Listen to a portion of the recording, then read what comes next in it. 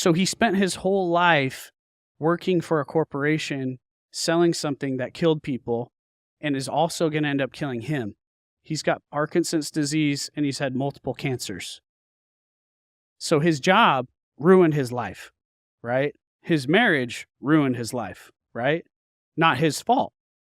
Roundup, Monsanto, they weren't telling him the truth. They had all these studies that you could drink Roundup and be okay, right? Big corrupt thing that our family was a part of. Toxic marriage, toxic family. My dad's like the best person on earth. Generous, loving, caring. He just got a bad situation. All right, guys, welcome to another episode of The Report. Today, I am super excited because I got a special guest. I got someone who is doing big things in the business and the real estate space. He most recently had a $17 million exit with his company, Chamber Media, and he is the builder, designer of Outpost X, a sci-fi movie set hotel in the Utah desert. I got my man, Travis Chambers. Travis, welcome to the show. Let's do it. Oh, man, dude, I appreciate you coming down and taking another flight. Took a flight out here last night from Utah. You're flying back to Utah tonight. Quick trip. Appreciate you coming on, my man. I'm a big fan of everything you're doing. Thank you. Yeah, man. Thank you. So, and I got my Pellegrino here, by the way. I just gotta shout this out. You got yours. I got mine. I've been drinking a lot of Topo Chico recently. I don't know what it is, but You got to drink out of the glass because the cans have that plastic in them. yes, the glass is way better. But I'll say this. I don't know what it is. I never was a fan of sparkling water until I took a break from drinking. I did 76 days in the late spring, early summer. And oh my gosh, it was great. I went back to drinking July and August, and I was like, sparkling water's whatever. And then I'm in my second season this year of no drinking. I'm doing 100 days this time, and I'm in day like 56 right now, I want to say. Yeah, something like that. Maybe it's day 57. Anyways, I'm back on the sparkling water kick, and I was drinking so much Topo Chico, and I did like an Instagram reel on why I love Topo Chico now. And in the comments, a lot of people were saying, hey, like, be careful. There's a lot of like health concerns that Topo Chico causes this and cancers and all this stuff. I did not do a lot of due diligence on it. But I found when I go out to eat, a lot of places have Pellegrino, but they don't offer Topo Chico. And so naturally, I started realizing, like, I actually like Pellegrino a little bit better. It's a little bit less gassy. And, you parlay that with the health concerns. I'm like, okay, I'm just going to switch over to Pellegrino. And so this is the transition. You came into the office the day that we literally transitioned out of the Topo Chico. I had the last bottle of Topo Chico this morning, and I'm having my second bottle of sparkling water for the day today. And you and I are both sipping on a fucking Pellegrino. How much do you get paid to say this? I don't have any sponsor or endorsement deals with Pellegrino or Topo Chico, but hey, I'm putting it out there. Write this man a check. Retroactive deal. Yeah, I think it's time. So anyways, I just want to put that out there. If you guys are into sparkling water, Topo Chico is good, but Pellegrino, I think I'm pivoting over it as of today. I'm going to pivot with you. I like it. I'm with you on that. And also, interesting for the listeners as well, just want to throw this out there. We got a few days left between now and the time change. If you live in an area like California, I believe it's this weekend, Saturday night at midnight, going into Sunday morning. The clock's going to reset.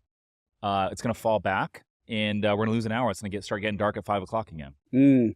So enjoy it. Anyways, hey, man, a lot to uncover here.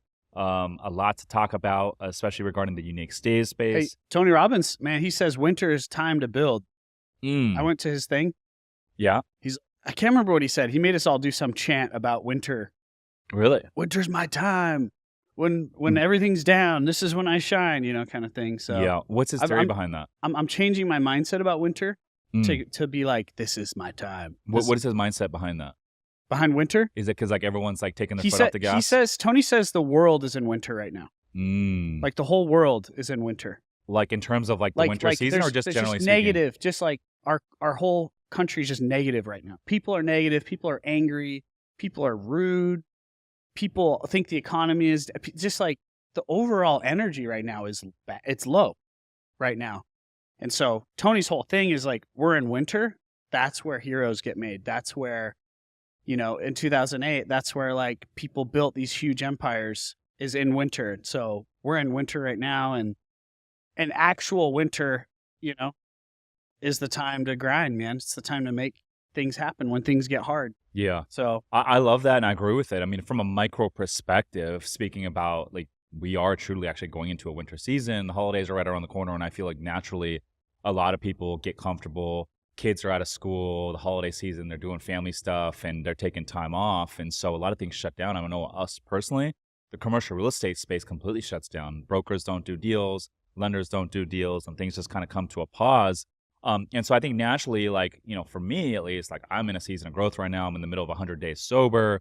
And I'm like growing. I'm trying to reinvent myself. I'm trying to grow the business in a lot of different directions right now. And I'm trying to get better, even as a podcast host.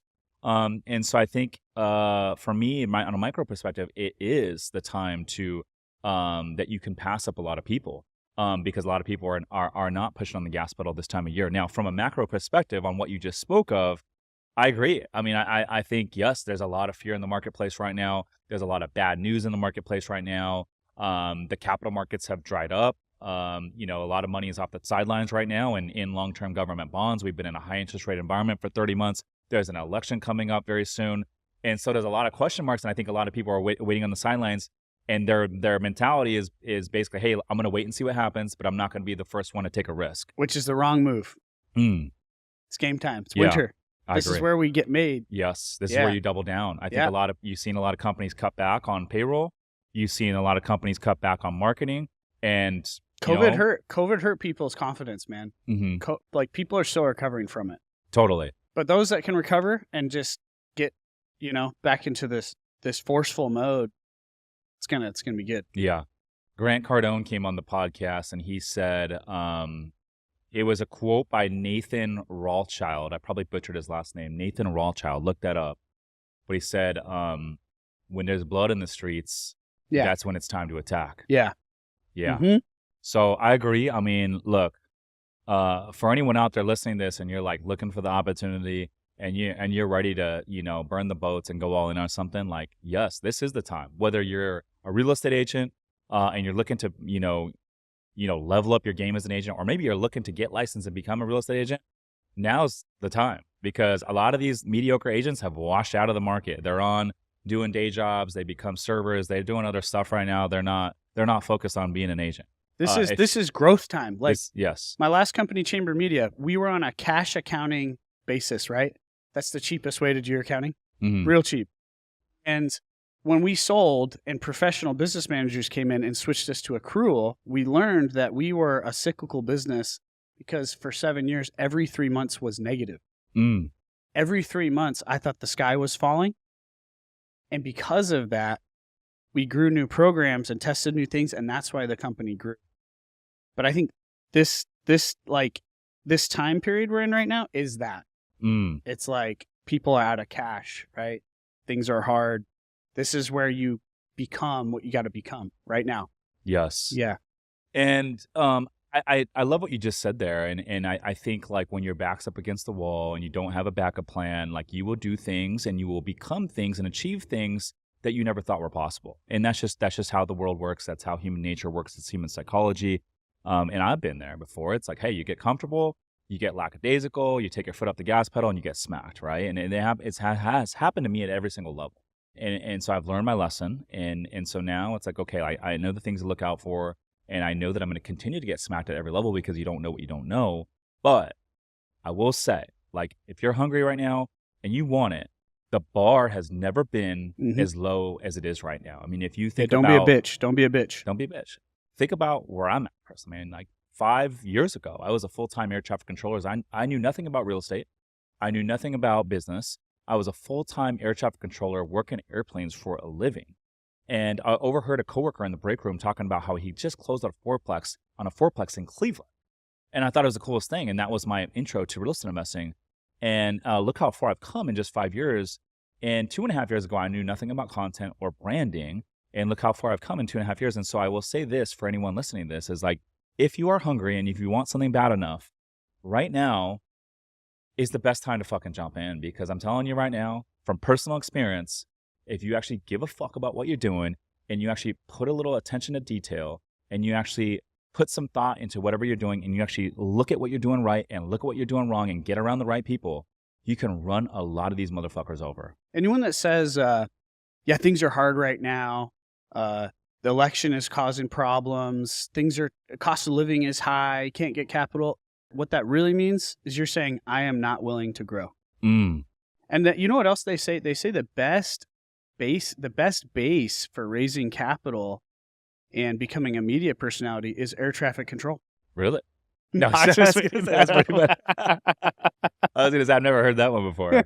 It's funny because you could almost argue like being a good air traffic controller would like tee you up to be like a really good like underwriter or something, like someone that's very analytical with numbers. I've heard it's one of the most stressful jobs. It is, and then you have to be perfect at your job. Yes. If you make a mistake, people could die. It's very cutthroat, and I mean, you're right, and it is. It's a crazy job, dude. It has one of the highest suicide rates in America for all careers. Wow. Yeah, it does. It's like dentist. Yeah, it's up there with dentists, but it's very cutthroat. They have a high washout rate. A lot of people don't make it through the training because of it. But so it is a good base. What do you mean, like salary wise? It's a good base for what you're doing. Like you got to perform. I see what you're saying. You got to be disciplined. You got to be particular. You got to be organized. In that regard, yes. And an average person doesn't have those qualities. That's a good point. Now, I will say though, but what's more important than those qualities, because a lot of those qualities you can delegate out. I think what's more important as an entrepreneur, as a real estate investor, is the ability to sell. Because you got to be able to like sell your team on the vision. You got to be able to sell investors on the vision. You got to be able to sell lenders to give you money. Like sales is the number one component. And in air traffic control, you're not selling anything. You might be selling an airplane to go number 2 behind Southwest because you're going to put Southwest in front of the American. That's maybe the extent of the sales. But I would say sales is number 1, and then attention to detail is number 2. And air traffic control is attention to detail. And hey, like, look, in ATC you can't fuck up, but in business you can fuck up. Like I fuck up every week. You're supposed to. You have to. You have to fuck up and you learn from Requisite, it. Right. Well, I'm proof of what you just said about sales because that's the only thing I'm good at. I'm not organized. That's your strong suit. I'm not organized. I'm not disciplined. I'm not particular. Yeah. Just a visionary that can sell. And it gets me into trouble a lot. But it keeps things going. Yeah. Also, I think like being ambitious and humble. It's hard to find that combo. A lot of people are ambitious, but they're not humble. I'm the best at it. There's a way. They're the best to be on. Look, there's a way to flex, but be humble. They call it the humble flex. You got to show your stuff, and you got to be confident. But I think you always got to stay humble, and I think the ability to be ambitious, consistently ambitious, and consistently humble is a very, very unique combo. Well, I watched a video of yours last week when we were reaching out about this, and that came across because in the video you were talking about, I could sense you were almost surprised by your success right now. And you told the story in a way of like, I was an air traffic controller and this is all recent. This is all new things I figured out. And it was just, I don't know. I could relate with you in that way, Yeah, sometimes I wake up, I'm like, what did I do to deserve this? Like how I feel like I just woke up and like my whole life completely fucking changed. Yeah. That was very relatable. It made me really want to come out here. Well, dude, I fucking appreciate you coming out, man. I'm really excited for this conversation. It's funny because like when I jumped on initially yesterday, by the way, thank you for coming on our Boutique Hotel Mastermind call. The entire community was fucking stoked to have you on. And everyone spoke very, very highly of you. And there was actually a few members that actually met you personally, which was really cool to see. But I'm excited for this conversation. There's so much to uncover here, dude. And I think we're going to go wider than I initially thought going in. And that was like, initially when you jumped on our call yesterday, I'm thinking, hey, like we're going to go fucking really ham on the unique stays stuff. But then like now we've been hanging out in the office for like an hour just chatting about all sorts of different stuff. So anyways, we probably should have started recording all that stuff that we're talking about. But dude, first thing I want to ask you, and then I want to jump into some cool stuff. So kind of a controversial thing that like you brought up before we started recording, and I'm very curious for the story, is you mentioned right after you developed and rolled out Outpost X, your unique stays property in Utah that's just blowing up right now from a social media standpoint and getting a ton of exposure online, you realized and discovered that your 4th grade grandfather killed dozens of children and women back in the day. What the fuck happened there? Yeah, so I started building Outpost X in southern Utah, And I come from Mormon pioneers on both sides.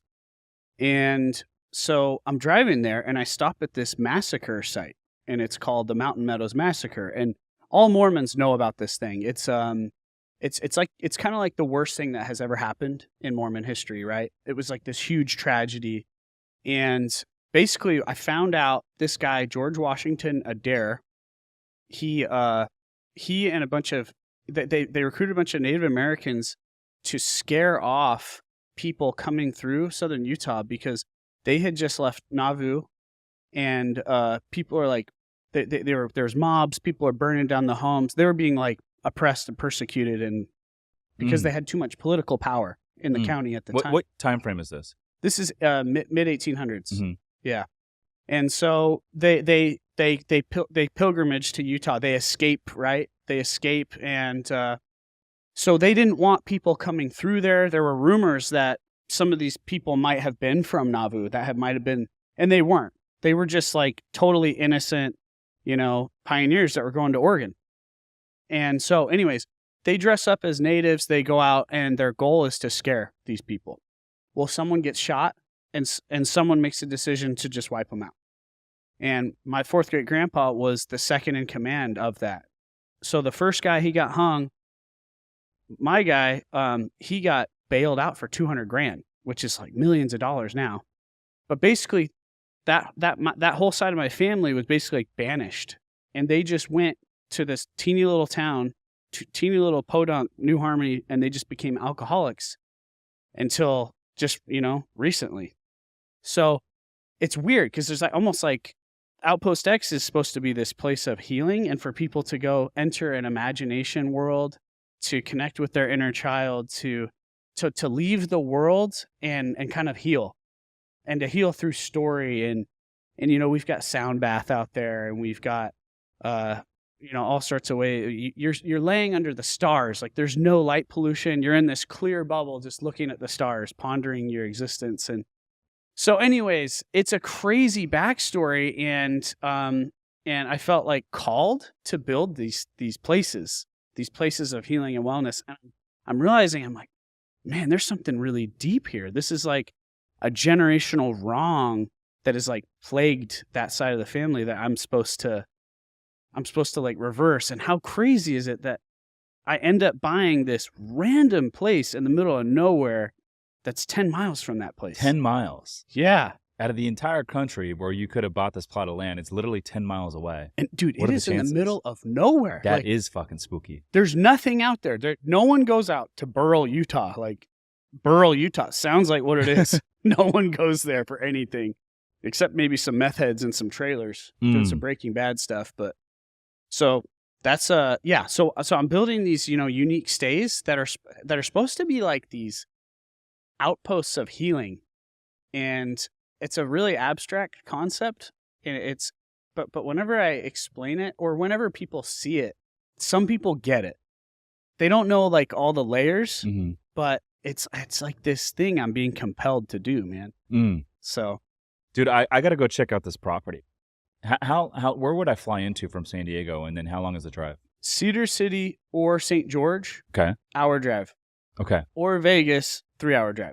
I know exactly where St. George and Cedar City is. Fun fact, when I did air traffic control up at LA Center, I did 6 years LA Center, 5 years SoCal Approach, but my area at LA Center was like Vegas and northeast of Vegas. So we ran approach control in and out of St. George, and then Cedar City was just outside of our airspace, and Salt Lake City's airspace, but we do a lot of coordinations together. But anyways, that's good to know. I'm definitely going to go do a weekend trip up there. I'll bring my girlfriend. We'll check it out, and maybe we can link up if you're in the local area. What part of town do you actually reside in? Boise. You're in Boise. Okay, got it. I got to warn you, though. If you go to Outpost, it's not nice. It's not bougie. It's not luxury. It's like high-end glamping. Okay. So you got to be ready for that. What's the difference between high-end glamping and like staying at a nice boutique hotel? Okay, so you go to a nice hotel, and your experience is a luxury experience, right? So everything about your experience is seamless, it's perfect, it's comfortable, it's bougie, and you have everything you need. Mm-hmm. Outpost is the opposite of that. So Outpost is an adventure. It's an experience. Okay. So you listen to a podcast on the way there, The podcast is a movie with dialogue that tells you this fictional backstory of this place. That two brothers built this place. It's a story that's happening like 2,000 years from now. And then you get there and you're a character in the story. So you have to be ready for that experience. And so our guests, 80% of our guests, they're kind of like nerdy like that. They want to go into this otherworld sci-fi thing, and you just walk around and it's like a novelty, man. It's like why you would go into Ripley's Believe It or Not. It's a curiosity. Okay. Is what it is. Okay. And so, but 20% of people hate it. Really? Yeah. So if you look at our reviews, it'll be 4 5-star reviews. Like, this changed my life. My kids would rather go here than Disneyland. Me and my partner decided we're going to have kids because of this experience. Damn. We stayed up till 3 a.m. watching the stars. I've never even looked at the stars my whole life like this. Damn. And then you'll get 1-star review. I hate this place. It's horrible. I don't get it. So the place is an art installation. Yeah. I think the closest thing you could kind of compare it to would be like going to Burning Man, probably. Yeah. So, we got Burning Man. That's kind of it just happened actually in September. Mm-hmm. And I have a lot of friends that have gone. I've never burned before. You gotta go, man. It's crazy. Yeah. In a cool way. Yeah. I think I could handle a couple days, but fuck, a whole week is a lot. I couldn't do a week. No, it's a 3-day. And so is Outpost. So with Outpost is a 2-day. Outpost is a 2-day. And two so night. With Outpost, does it make sense to like take psychedelics and mushrooms and all that sort of stuff when you go up there? Some people do. Yeah. Yeah. Some people do. Yeah. I just say don't like get too wild out there and like get too crazy. Yeah. What's the typical demographic that goes out there? Age, dude, all that stuff. There is no. It's all over. There's kids that go out there too, like families. It's not a demographic; it's a personality that really? goes. Yeah. So we have baby boomers named like Carol and Dave and Susan out there, and you're like, how are these people here? They'll show up in full costume because they loved Star Wars growing up, and then you'll get some burner people who are like asking me if they can be nude, and I'm like, maybe not. Like, we got kids. Then you'll have like families. It is the craziest mix of people. There's literally like no rhyme or reason. It's a personality type. It's a certain type of person that like likes adventure and just discovering this weird thing that some crazy guy built. I got to ask you, what is a sound bath? All right, so sound bath is there are these bowls. There's like Tibetan metal bowls. There's like quartz bowls. But it's a thousands and thousands year old thing, and you basically rub the bowl like this, and it creates a frequency. And everything's frequency, right? Like Nikola Tesla said, I think he said the secrets to the universe is was it like vibration, frequency? I can't remember what he said, but it's really healing, man. It gets you really in touch with yourself, and I've had a lot of spiritual experiences with sound bath, sound healing. So we have an Earth Lodge there. It's a Moroccan. It's a Viking like timber structure. Okay. And on the inside, it's a Moroccan lounge. So yeah, you go in there and do a little sound bath. Interesting. Yeah. Okay. Interesting. Yeah, definitely gotta check it out. And only 7 units on the entire property. Are these like individual structures, or is it like glamping? They're like villas. Villas, okay. Yeah, so 4 of them are Zen domes. Okay. So it's like a reflective mirror cube with a transparent dome. Yeah. And then we have 3 caves, and they're like Middle Eastern inspired caves, like Tunisia. The same thing that it's kind of like the Star Wars caves, We're not a Star Wars affiliated project, so don't come at me, Disney. Yeah. How did you tie the Star Wars stuff into here? So I seen Outpost X times Star Wars theme. Like, talk a little bit about that. Yeah. So the 2 things that blew me away after I sold my company and I was trying to figure out what I wanted to build is, one of my ideas was I wanted to build, I don't know why, but I just wanted to build in like a desolate desert place. And so this listing came up. It's a huge dry lake bed, cracked clay. I wanted to build something like otherworldly because I come from the film, right? So we would build film sets, $100,000 film sets, and throw them away the next day. So I wanted to build a film set that was a hotel, and I wanted to bring people into a movie. So I was trying to figure out, well, what do I build then? Right? I was like, do I build a Lord of the Rings hotel? What do I build? And what do I build without getting sued as well? Right? So I had two experiences that really, really inspired me. One obviously was the Star Wars place at Disneyland. I walked in that place and it just like broke my brain. It broke my brain. And I've never been like a big Disney guy, but I got kids. We went to Disney like 100 times when we lived in LA, you know? And then me and my wife celebrated selling the company by going to Dubai because I spoke at Affiliate World conference there. And we went out to this hotel called the Al Maha. And the Al Maha is a Bedouin, nomadic, Middle Eastern inspired place. So you have like these earthen cob structures with canvas stretched over it. You got a pool all to yourself. And then it's a wildlife preserve full of dunes. And all of a sudden I was running in my underwear with gazelles in the dunes. And it changed my life. I was like, this is one of the most surreal moments. How am I just running with gazelles right now? This is crazy. So, and that place is $2,000 a night. And until then, we never spent more than like $500 or $600 a night, you know, like a hotel in Switzerland or something like that. And so that's when that's when the light went on. And I'm like, that's what this is about. This is about getting people into an adventure, into a surreal experience. That experience was crazy. And we came from the Address Hotel before that in Dubai, which is one of the nicest, bougiest hotels there. The Address Hotel did nothing for me. It didn't inspire me in any way. It was like, it was luxurious and it was nice and had zero impact on my life. Right. It was comfortable. Yes. You know, and it was $600 a night and not that interesting. There's a lot of granite and you got some millionaires walking around coming out of their G-Wagons. And I'm just like, I don't know. It just doesn't speak to me. You know, it's not art for me. What's the typical nightly rate at your Outpost X? We're about $450 a night average. $450 a night average? Mm-hmm. Yep. What about like peak season? Peak season, I think peak season's like 500s maybe. Okay. Yeah, and then low season, it's like low 400s. Okay. Spread across all of them. Yeah. Yeah. And so talk about how did you transform this idea? I mean, you talked about going to this property. You're running with the gazelles.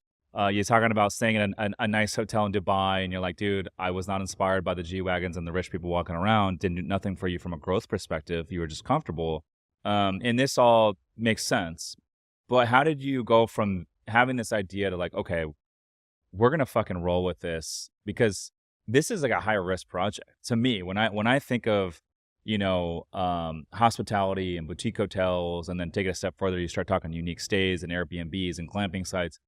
Okay, like that's one thing, but then to think that you're gonna roll this out with this crazy freaking idea and this experience, and you're gonna buy 240 acres and like really like promote this thing, like that takes a lot of balls to just do that, because it's a fucking crazy idea, and it's something like you don't really know if it's gonna work until you do it.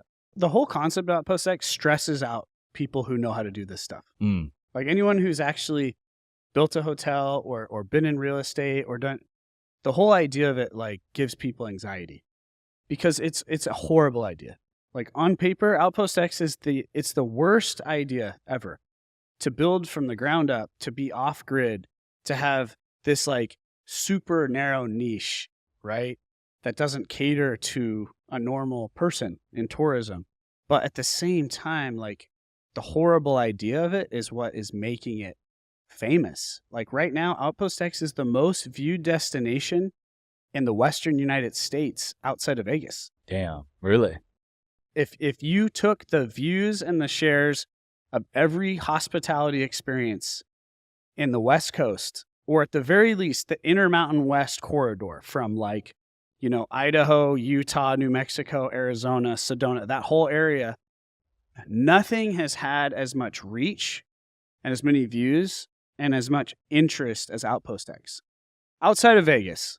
Like, I'm sure the Sphere is getting a way more attention than Outpost. I'm sure a lot of places in Vegas are, but... I'm on the Instagram page right now, and I encourage all the listeners to go check out Outpost X on IG. It's at outpost.x. But, yeah, I mean, I am getting a mix of Burning Man vibes and a mix of, like, I don't even know how to explain it, but I mean, it just keeps me wanting to like see more posts and You know, you'll photos. notice too is like our content is not like luxurious content.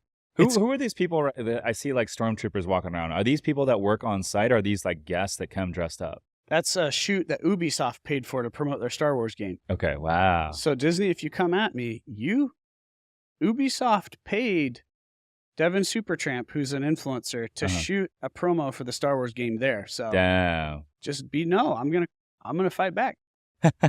We're not affiliated with Disney in any way though. Like we have no IP infringements. We have no we created our own world and our own story, but Ubisoft decided to shoot a Star Wars promo there for their new game. Dude, this is cool. So like I'm looking at a lot of your stuff. The content is on point. Whoa, what is that? That's what these structures look like? That's the Zen Dome, yeah. So do you notice the content is so what I'm trying to do the content is Dude, I'm gonna go stay there for a weekend. This is so sick, dude. I'm trying to make sure I don't overhype the niceness or luxury of it. I want the content to be like adventure.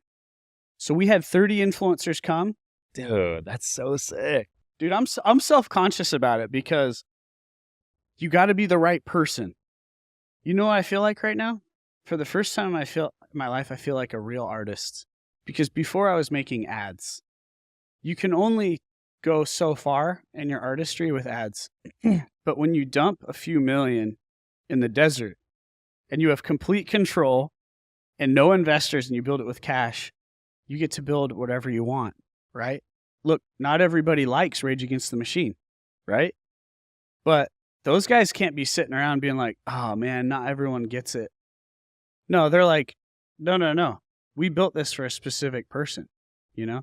So what Outpost X did for me, man, is it allowed me to be an artist on the most grand scale. It allowed me to build a planet. It allowed me to build a world. So I got to pull the lever on architecture and design. Is the architecture and design good? No, but it's art, right? Yeah. I got to pull the lever on music and story with the podcast. I got to pull the lever on, we got sand cruisers you can drive around. And so I got to pull all these like creative levers and it was really fulfilling, but it was freaking terrifying, dude. Like like you said, this idea is such a horrible idea. It's so crazy. It is crazy. And there were many times where I'm like, why did I pick the very most difficult way to do this? But now I got my degree, Now I got my construction degree. But whatever you're doing, it's working. It's working, man. It's working for 80% of people at least. Yeah. And so from a review standpoint, I mean, you mentioned 4 or 5 stars, you get one star. That's a 4.0 average. So how do you navigate that from a review standpoint, or it doesn't really matter because you don't have any competition? So I have to so it doesn't really matter, right? Yeah. It could detract some people from going. I have got some comments on social media where people are like, don't go to this place. The reviews aren't good. But here's what I have to do, Rich, is I have to convince myself to not care. And here's why. Have you heard of Azulik in Tulum? I have not heard of Azulik. Okay, so Azulik is a jungle eco-sustainable village in the canopy of the Tulum jungle. Okay. Okay. It is a masterpiece. And Roth Azulik is like the greatest designer of that niche in the world. In my opinion, he's like designer Jesus for me, for my type of experience that I want to have. That place changed my life. And I'm hoping I can take that inspiration into our project in Puerto Rico, which is a jungle project with waterfalls and stuff. But my point to this is Azulik has got a 3.6 star rating. And if you pull up Azulik right now, you're gonna mostly see 1-star reviews. And what it is what's their Instagram handle? I'm gonna pull it up right now. Azulik, Azulik. Anyone that's listening to this, pull up Azulik. This place it'll change your life. Damn, 2.4 million followers for a property. If you're not a Karen, this place will change your life. The problem is Karens go to hotels. So this place doesn't have air conditioning, right? There's bugs. You're in the jungle. Yeah. It's hot. It's humid. And it's the best experience you could ever have. Unless, if you're into luxury, and luxury is your thing only, don't go to Azulik. But if you're into an adventure, and you're into a surrealism experience that takes you into a total... Dude, Azulik it's like he made a different world that that is in a different time. It's like an ancient village is what you're living in. You're living in a tree house, you Dude, know. this is amazing. I'm looking at the content here. It's just He has these architectural things that he's chosen. So micro cement is one of his things. So he builds these steel frame things, and he builds the craziest curved structures out of like this micro cement. The other thing he does is he takes sticks and branches, and then he puts this like resin over them. And so a lot of his structures are just made out of like sticks and branches with this like resin over it. And he is such a ideologue about blending in with nature, having everything being made out of organic materials. Everything is curved. Everything is random and chaotic like nature is, right? So there's no perfect lines, no perfect edges. And that's why it's such a magical experience. And 20% of people they don't get it. Now, real quick, you say it's not luxury, but I'm looking at Zulik right now, and I'm seeing like, dining right on the beach. I'm seeing couples massages, and so are they providing like food and beverage and all this other stuff? It's just no air conditioning. Oh, they got a 5-star restaurant because it looks elegant. It looks nice to me. So it is luxury for 80% of people, mm-hmm. but for 20% of people, it's not. Yeah, and I think going there from a content perspective, I mean, the amount of content that you can get is appealing for a lot of folks. If someone likes Azulik, I'm gonna like that person. I don't know who would like not want to go stay here. This is like sick. If someone hates Azulik, then they've got some issues in their life. Okay, this is another one on the list. But dude, a lot of people aren't with it, man. I'm gonna send this to my girlfriend right now, and some people are non-creative. Some Outpost X, Azulik, and if you're listening to this, guys, you got to check out both of these properties. I'm definitely gonna go visit both. Azulik is the benchmark from which all unique stays are measured, in my opinion. And I'm gonna tell you this, man, Rich. There's not a lot of great unique stays in America. All the greatest unique stays are in Mexico, Central America, the Middle East. America's kind of the Matrix, man, when it comes to unique stays. It's like somewhat uninspired, I think. Why do you think that is? I don't know, man. I wonder if it's because the culture of America and the financial basis of America is all about franchising. It's all about nail and scale. And if you want to work with institutional money in America, you got to be able to deploy $100 million. You can't deploy $100 million at Azulik. It's like not possible, So Azulik, he had to build this stuff with his own money and get private investors to do it. And now he's building long-term housing, right? So now he's experimenting with how human beings could live in harmony with nature, in a walkable community, the way that our species has lived for all of history until. The other problem with America is it was built around cars. Mm-hmm. We're just a big franchise chain, man. That's like the American culture. It's In-N-Out and Subways and McDonald's. And so, but you go to Mexico, man, and Mexico is full of real craftspeople, and they live their art, and they live their family. They have the heart and the soul. And so people know how to make stuff with their hands. And so when you build in Mexico, you're working with people who are like putting their heart and soul into it. You build something in the United States, it's like 2x4s, drywall. Mm-hmm. There's not like this craftsmanship in the U.S. that I feel like most of the rest of the world has. Yeah. I think the biggest challenge with unique stays is you just alluded to it, is the capital markets and the debt and the financing.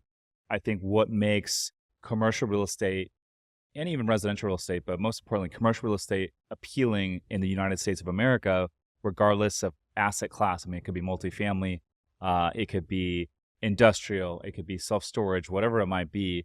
What makes it appealing in the United States of America is the debt environment. I mean, up until the last 30 months, we've been in a very, very low interest rate environment. And even where rates are today, it's still very, very cheap relative to other countries. Go to areas like Turkey, the rates are in the 20s, right? And so I think finance runs America. Yes. But if you build a hotel in Mexico, right, it's probably a group of people that are that are doing it, right? But I don't know. I think America's just ran by finance people. And so I think when you look at these unique stays, they're viewed as very, very like high risk for these lenders, right? And so it just doesn't fit their lending box. And so, if you look at a lot of real estate deals on average, you put down maybe 25%, right? And get a loan for the other 75%. And so you're getting a 4x multiple on your investment, right? And so when you pay all cash and fund it with investor capital, you pay on cash, that means just to break even, because you're not getting that 4x multiple, your investment has to do 4 times as good. And so when you look at it in that regard, I think that it's a higher barrier to entry, because there's just less lending and less money going after that kind of stuff. But you can use that to your advantage, like you're doing, where it's like, oh, well, I'm entering a space where there's not a lot of competition. So I want to hit you. I want to hit you with. I want to pick your brain on this, okay? You know how you get when someone DMs you and says, "I want to pick your brain," Yeah. and you're like, "No," but we're here so I can pick your brain, right? Totally. Let's do it. All What you right. got? So to what you're saying is, I'm on this path right now to figure out how to raise capital for what I think is this magical thing that needs to happen. Okay. There needs to be places like this in America that bring people back to a more ancient, sincere, authentic, organic feeling, that you don't get from the sprawl of suburban America, right? So I was at the Unique Stays Summit, and there's about 30 Unique Stays owners there, and most of them are friends and family money with one property, and they cannot figure out how to get beyond that, because you can't get a bank loan on some caves in the desert. After 2 or 3 years, I could, as a business, but not as a real estate property, right? And so where I'm at now, Rich, is I've spent maybe 100 hours calling everybody I can in finance. 80% of them are just repelled by what I'm doing. It's terrifying. It's not scalable. They don't want it, right? But you look at the cash on cash return, you look at the virality, there's something there. And so where I've landed, and I want your opinion on this, where I've landed is, it seems And like we're talking specifically about Outpost X we're talking about Unique Stays, in general. building Unique Stays and financing and figuring out a capital stack for it. Okay. So where I've landed is, I think you got to get private investors to do it. And I think the average check size, you want like 50 to 100,000, because you want a check size that doesn't come with a ton of pressure, but it's got to be big enough to be worth managing that investor, right? It has to be accredited investors. It shouldn't be Reg A. Yeah. I would say have a minimum closer to 150 or even 250. Really? Mm-hmm. Okay. So challenge me on this. So my thought process was, I want it to be a check size where there's not a lot of pressure to it, where someone's like, all right, I'm going to write you a $50,000, $100,000 check because this is going to be a high risk part of my portfolio, which means I want it to be a small part of my portfolio. I see what you're saying. Okay. So I don't want the pressure of somebody having 10 or 20 or 30% of their portfolio with me, because I don't want that pressure, right? So after I sold my company, I wrote $50,000 to $100,000 checks to a handful of people for various startups. Let me ask you this question. So these investors, are they going to be debt investors, or are they going to have equity? I think equity. Okay, so they're going to participate in the upside, and they are going to get tax benefits. Yes. Got it. So I would say in that regard, quick bit. If we have a glamping element to this, we can have that can be equipment based, which is a big write-off, right? Yeah. That's a question for a tax strategist or someone that does cost seg studies. But yes, like if you add glamping sites and all that sort of stuff, to my knowledge, that is going to increase your cost basis, which will increase your depreciation rate. Accelerated depreciation. Yes. Yeah. Now here's the part 2 I wanted to hit you up with. So part 2 is private lending. So, bank loan is really slow. It's difficult. The lending industry right now from banks, the last thing that banks want to touch is this asset class. Right now, banks want the most stable, conservative, guaranteed place. Sure. Because they're all holding on. Lending is tight right now. So what I have found out, this might be common knowledge to you and a lot of other people, but I just found out there's a massive private lending market that is blowing up right now. And it's a lot of people who used to own banks, and they got frustrated with how much the new regulations limit your exposure. They limit how fast you can grow. They limit your exposure to certain industries. You have to be diversified. And so a lot of these people don't like that. So a lot of them have sold these banks, and now they've pooled together these funds, and they're doing private lending. And they like it because it's more profitable as well. And they're not beholden to, like, they can make up whatever interest rate they want. And so these private loans, from what I've been told, they're higher interest rate, like they're 8 to 10%. And they're expensive. There's fees and a lot of those things. It's expensive money, but it's debt you can actually get. And so that's what I'm looking at right now for Outpost is am I going to be able to do that? We just got our conditional use permit to add more units. So will I be able to expand with some private investors and then some private lending? And then that's it. That's the model. Don't even touch banks. Yeah, so two-part question there. So first one is the equity. I would say start with the larger minimum. And obviously it's higher risk, right, which you alluded to, than investing into multifamily or maybe traditional hospitality. And so the way to address that higher risk is you just address it in a higher return, right? So it's like, hey, this is a higher projected return or higher target return. However, I would still have the higher minimum. And the reason I would say always have a higher minimum, and when I did my first couple raises in the multifamily side, I started with a $50K minimum, and then I bumped it to $100K. And then now we're at a $150K minimum with the Summers Capital Boutique Hotel Fund. And every time I've increased the minimum, we'll raise more money with fewer investors, right? And the reason I say it's always better to have a higher minimum is because, number one, it's like a lot of investors, for the first time investing with you, they're going to invest the minimum because they want to see how you do with the minimum first before they give you more money, right? And so if your minimum, let's just say, is 150 and someone has the ability to invest 150, they're going to invest 150. But if your minimum is 50 and they have the ability to invest 150 and this is their first time investing with you, they're going to invest 50. So now you're leaving $100,000 on the table, right? So that's why I would say you go higher. I think I'm assuming people are going to be nervous to invest in this stuff because it's so new. Well, you mentioned you want accredited investors only. Only. Right. Is that accredited investors are going to be more sophisticated. They're going to be more savvy. They're going to be more intelligent.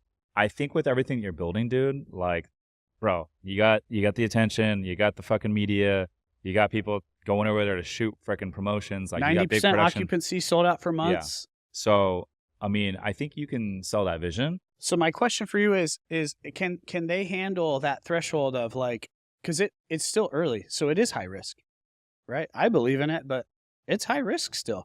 Do you think they'll be able to handle at that 150, 200 threshold?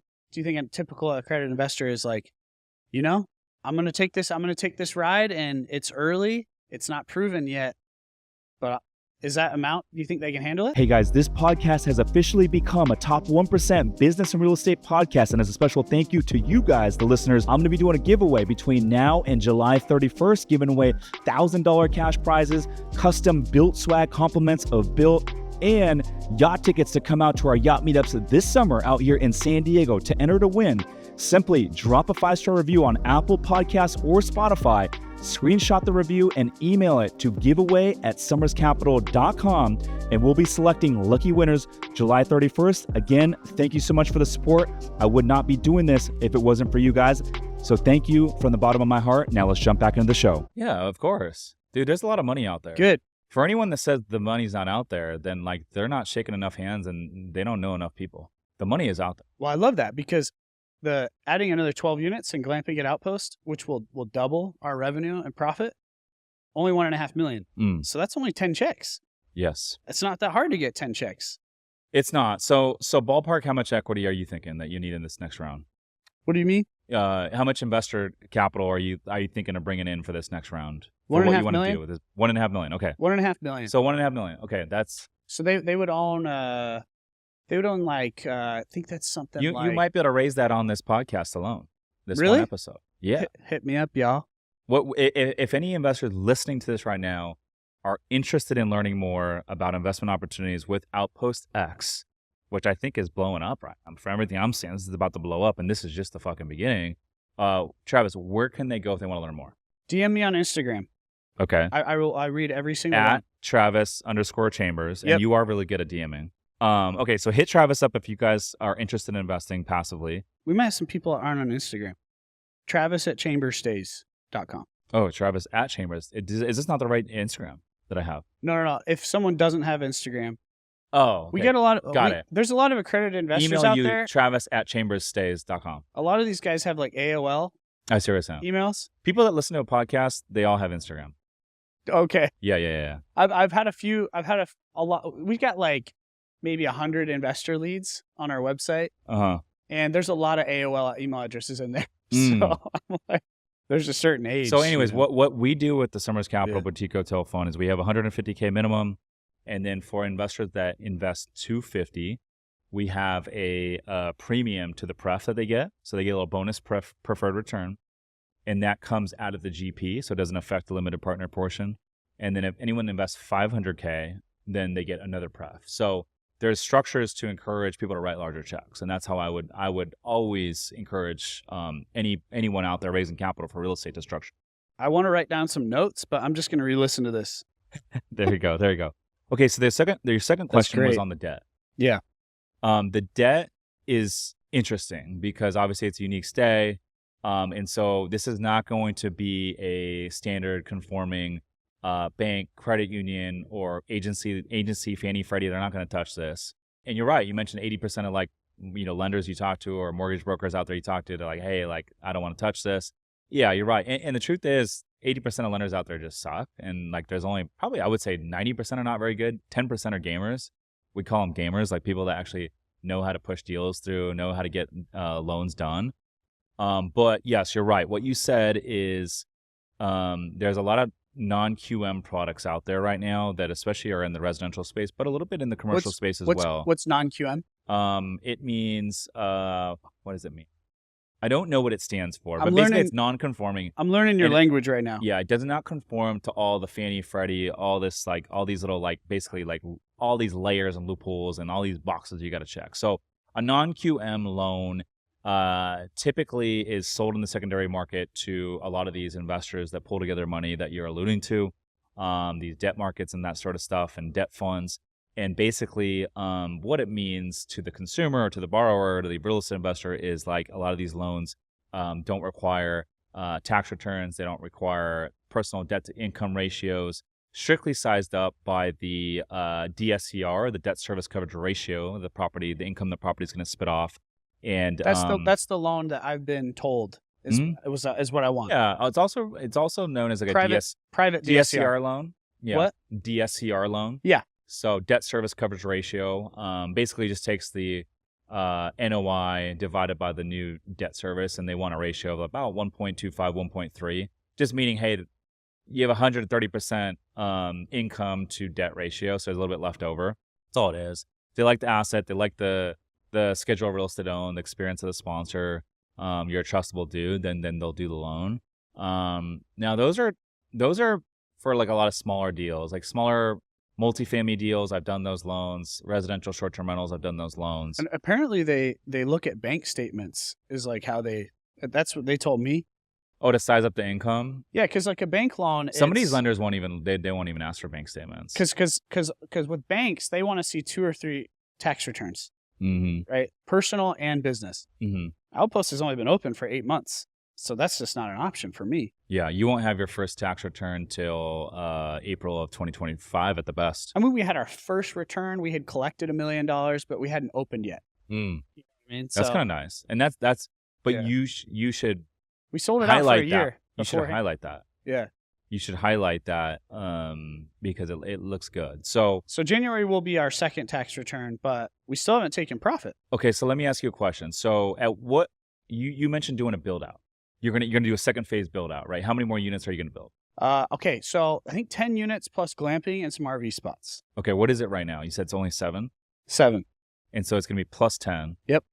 Plus RV. So total how many glamping spots? I don't know, probably 5 to 10. And how many total units for people to sleep in? 15. So 15. Oh, you mean the whole property? Yeah, the whole property. Oh yeah. So we would be at let's say 20. Okay, 20. I still got to get through my exact plan. Yeah. And But so, 20. I mean, ballpark, what do you think this thing, because it makes sense to kind of do the build out, stabilize it, and then do this big refi. Because what kind of loan are you on right now? Or is it just all cash? Okay. I have $1 million private loan, high interest private loan, bridge Okay. loan. And you funded this mostly with your own money and a little bit of investor money? 75%, actually, 50% my money, 25% pre-bookings, 25% private loan, bridge loan. Private bridge loan. Okay. No investor capital thus far. Nope. Okay. So, what's your cost basis? I mean, let's just run through the whole scenario right now. What'd you buy the land for, and then in terms of the build out, construction costs, all that, furnishing, design, how much ballpark are you all in right now? 4.2 million. 4.2 million. Okay. And what'd you buy the land for? 200 grand. Okay, 200K. Okay, and then what is this next phase gonna cost you to get it to 20 livable or rentable units? I want to fit it to 1.5 million. Okay, so you're gonna be looking at about 5.7 all in. Yep. Okay, 5.7 all in. What do you think it's gonna be worth when it's all said and done? I have no idea, man. No idea. What do you think it's worth now? To who? I mean, it's probably worth what we built it for, but I don't even know how it would be calculated. And to be honest, no one else does either. There's one group called Sage Outdoor, and they do appraisals for outdoor projects. I think that if I paid them 15 grand to do it, they would know. Okay, well, let me ask you this. I mean, let's say this. I think it's worth what we got into it for sure. I think it depends on the appraiser. Yeah, a conservative way to determine would be like, okay, I've been told there's two ways. One is comps, which we don't have. And so apparently there's another category where they can have like standard rates for destination hotel or something. But like, yeah, so a lot of commercial real estate it's a gray area, man. Most commercial real estate is valued based on the income approach. And so the NOI divided by the cap rate equals value, generally speaking. And then they'll look at comps as well. But in your case, there's not really any comps to go off of. We're like 900. But I will say this. Yeah. An appraiser in this space, because there's only so many really unique properties like that, would take into consideration comps that are like all over the country that are similar types of unique stays. Okay. They would. And they will expand a good commercial appraiser. I'll give an example in a couple different layers. So one example of this would be, let's just say a boutique hotel that's in a rural area, that's like a 12-unit boutique hotel, rural area, and there's no other 12-unit boutique hotels that have sold within a 100-mile radius of this property, and people are like, okay, like, what is the appraiser going to do? Well, they're going to like zoom out, and they're going to find another similar market that maybe it's 200 miles away that has other 12-unit boutique hotels that have sold, and they're going to take that comp into consideration. They might not match it. It might not mean anything, but they're going to take that comp into consideration. And so with your property being so unique, maybe there's only like, there's nothing just like yours, right? But maybe there's something somewhat similar that's sold in another part of the country. Hopefully they look at Isaac French's place. Yeah, there you go. Because Isaac French, they valued, he built it for what, 2.5 mil? They valued it for what, 5 mil? And then they valued his social media for 2 mil, right? Yeah, I want to say his exit was closer to like 7 something. And 2 of it was his social media. Yeah. And he said there was no value put on it, but he thought the buyers paid an extra $2 million because of the social media. Is what he said. And just so you know, so what Isaac did is he built his project for 40% less than us for the same revenue because he's better at it. He's an accountant and he comes from a construction family. So I went over budget $1 million to get my construction degree, right? Yes. But when we add the 1.5 million, we're right back in it. We're right back in that like really high cap rate. When you say add the 1.5, got it. When you do the second phase. So I guess I see what you're saying. Okay. My conclusion to this whole thing is I think our valuation really depends on who's appraising it. Yeah. If a bank appraises it, it's going to be low. If a specialist appraiser like Sage Outdoor does it, it'll be really good. So it just depends on who's appraising it. Yeah, a lot of it's going to depend on how you frame it to the appraiser. So, a lot of investors where I see a big mistake made is like they just think, oh, the appraisal's ordered, the lender's going to like communicate with the appraiser, the property manager is going to show the appraiser everything. It's like, no, you as a real estate investor, the lead sponsor, it's your job to put together a package for that appraiser to put your best foot forward. And so this is what we do. For appraisal. So one, we always make the intro whenever the introduction is made with the appraiser, because the lender orders appraisal, and then the appraiser will be put in contact with my team. My team manages a lot of these properties, and so they need to get access to these properties to do the appraiser. So the appraisal, so they schedule it, and so we're always super friendly. And then we always give the appraiser everything that person needs to help them do their job. So we'll show them the best comps. We'll do a good job of showing what the property was before from a revenue standpoint, a photo standpoint, and then show them exactly everything that we put into the property from a CapEx standpoint, all the improvements, all the design, all the furnishing, all the costs, and then doing a great job of showing the before and after picture, and then also showing, hey, this is the revenue the property was doing before, this is how it's performing, and then this is how it's doing now, and then building out a pro forma of what we think it's going to be doing in the future. And so that's really important. And then obviously, in addition to that, dude, show up to the freaking appraisal on site, meet the appraiser, grease them up a little bit, be friendly, be charismatic. And, obviously you're not influencing the appraisal, but just being friendly and giving them all the items they need and asking if there's anything else that you could do to help them goes a long way. Yeah. So anyways, guys, this is everyone listening to this right now. This man's got a smart brain, guys. And so I think with your property though, like you're right, like one appraiser could give it this value and then another appraiser could give it something that's like $3 million difference. But I think a lot of it's going to come down to what this thing's going to be spitting off, as an NOI perspective once it's all said and done. And so it doesn't sound like you're under the gun to refi right now into another loan. You need to raise some money to do the second phase. And so what I would do, bro, is I would raise that money, do the build out, and then stabilize this thing because you just launched how long ago? 8 months. 8 months ago. And we've just been doing the pre-sales. Yeah. Which was like discounted sales. Sure. Yeah. So you're just getting warmed up. And so Outpost X, just like, social media content, like people that are building their brands, like personal brands, like it grows. Like look what happened to Alex Hormozy. He's blown up over the last 2.5 years. He's the legend, dude. Yeah, he's blowing up right now, right? Everyone's sharing his content and he's just like growing. It's compounding like crazy. Alex and I sold our last companies at the same time. Really? Yeah. Okay. We were like, hey man, how'd you make? How much money you make? How much, Yeah, you know him personally? I mean, we're on a like texting basis. Sure. We haven't like hung out. He's not going to like invite me to a wedding or something. How do you know Alex? I think one of his businesses was one of our clients or something. Okay. I think we got connected that way. So when he exited, no one really knew who it was. Yeah, he wasn't like that big. No. He had a podcast. He talks about it all the time. He's like, dude, I had a podcast going for 3 years straight. He's like, I had 3,000 downloads a month. No one really cared. And then all of a sudden, the last 2.5 years, he's completely blown up. Yeah, when I was talking to him, he had just sold, I think it was like Prestige or something like that. Prestige Labs. Yeah, and I think he was like 6 months into that like 1 year. You know how he just did his social thing for 1 year, and it took a year to just blow up? I think he was like halfway into that. Yeah. Got it. Yeah.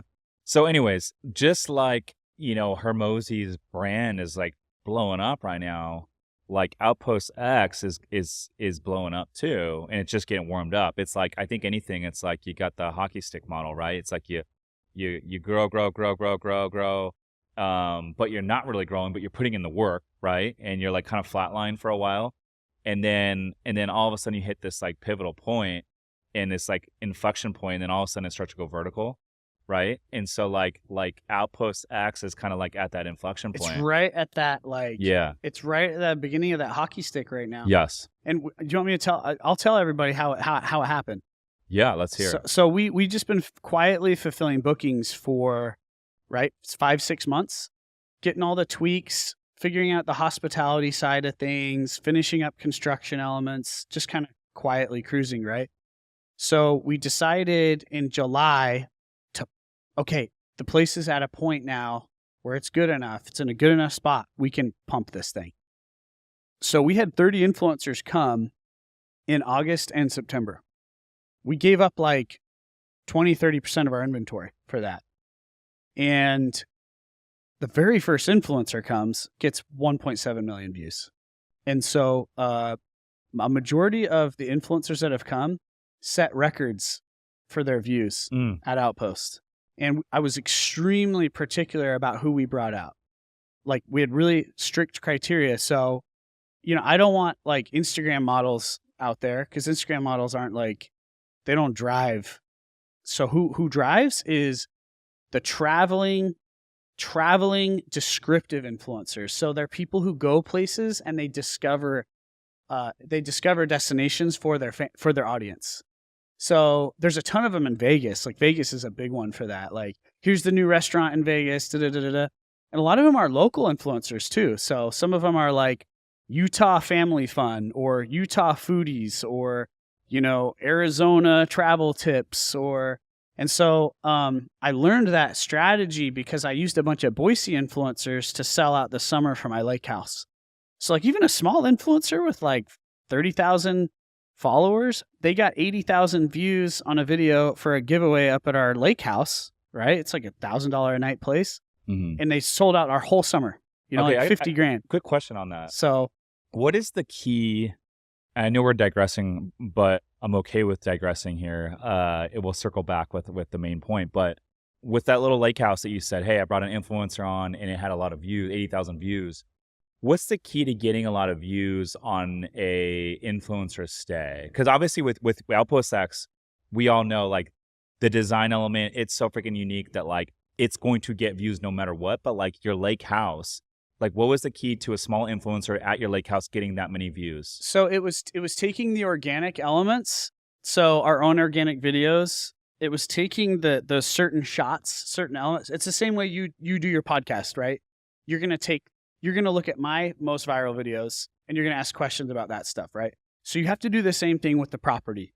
And so you got to give the influencer the talking points and be like, hey, these are the points you want to make to get the most views with your video. And we've had some cases where we actually just give them a video and we're like, hey, this is a viral video. Cut it up with you in it. And that's what worked at the lake house. And so we did that at Outpost too. But what we added to it though is, I'm like, okay, well, what's my objective, right? Because it's not just bookings. I want upsells too. So we've got a food upsell. So we got to talk about that. Well, let's talk about the food. Okay. You'll be fascinated about our food thing. Yeah, let's talk about it right now. You want to talk it? Well, let's do this.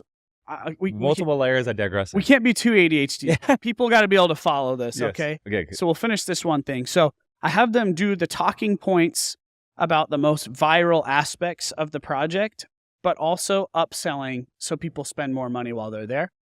And then what else I do is I look at what are our top concerns that people have or complaints, and let's talk about those in the video. Oh, so you address it. So a big one is there's nothing to do out here, right? So we talk about what there is to do. What do you do at Outpost?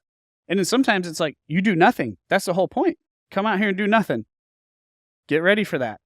So that's what worked. It's like picking the right influencer, the really descriptive travel influencers. We don't want like Instagram, ass cheek models. That's not going to move the needle. People want to, it's the curators of the tourism, the curators of hospitality. Like, hey, this is where you want to go. This is the experience, and I'm endorsing this experience. That's what works. That's what works. And so I think what happens is a lot of people do influencer marketing in hospitality, but they don't get the right influencers. I had a guy named Steve Cook. How do you know who the right influencer is and who's not the right influencer? It's what I just described. So they have to be a descriptive experience travel influencer. So I want the influencer who's talking or at least has voiceover and is explaining the experience.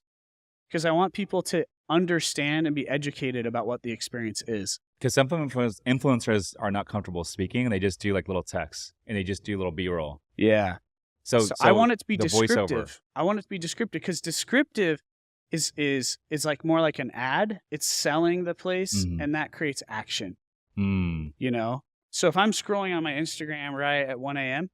and I see this influencer's like, let's just say Utah family fun, right? She talks about fun things to do in Utah. Yeah. She's like, we went to this place called Outpost and they have hot tubs, they have sand cruisers you can drive, boom, I'm in. But if I'm scrolling and I see an Instagram model and she's like posing at Outpost, right? Butt out. I'm like, I don't know where that is. I don't know what it is. It's not about the place. It's about her butt cheeks. Yeah. Yeah, that makes sense. That's a different. She's selling something different. And how do you? Because Isaac French talked a little bit about this, but one thing he said he did was he would have them do a giveaway to their audience. Because a lot of people, and we've made this mistake in the past, where we will give the giveaway to the influencer to come and have a free stay. But Isaac's like, no. You have the influencer give a free stay to their audience, and then like a lot of people are going to share it, and so that's going to give better reach. But also that's like a thing of value to the influencer, because now they're giving value to their audience, which is almost more valuable. Every single influencer, that's what we've done. Okay. The giveaway is to their audience. I'm glad you brought that up. That's probably the most important thing. Yes. Yeah. But you could do a giveaway with the wrong influencer and get no bookings.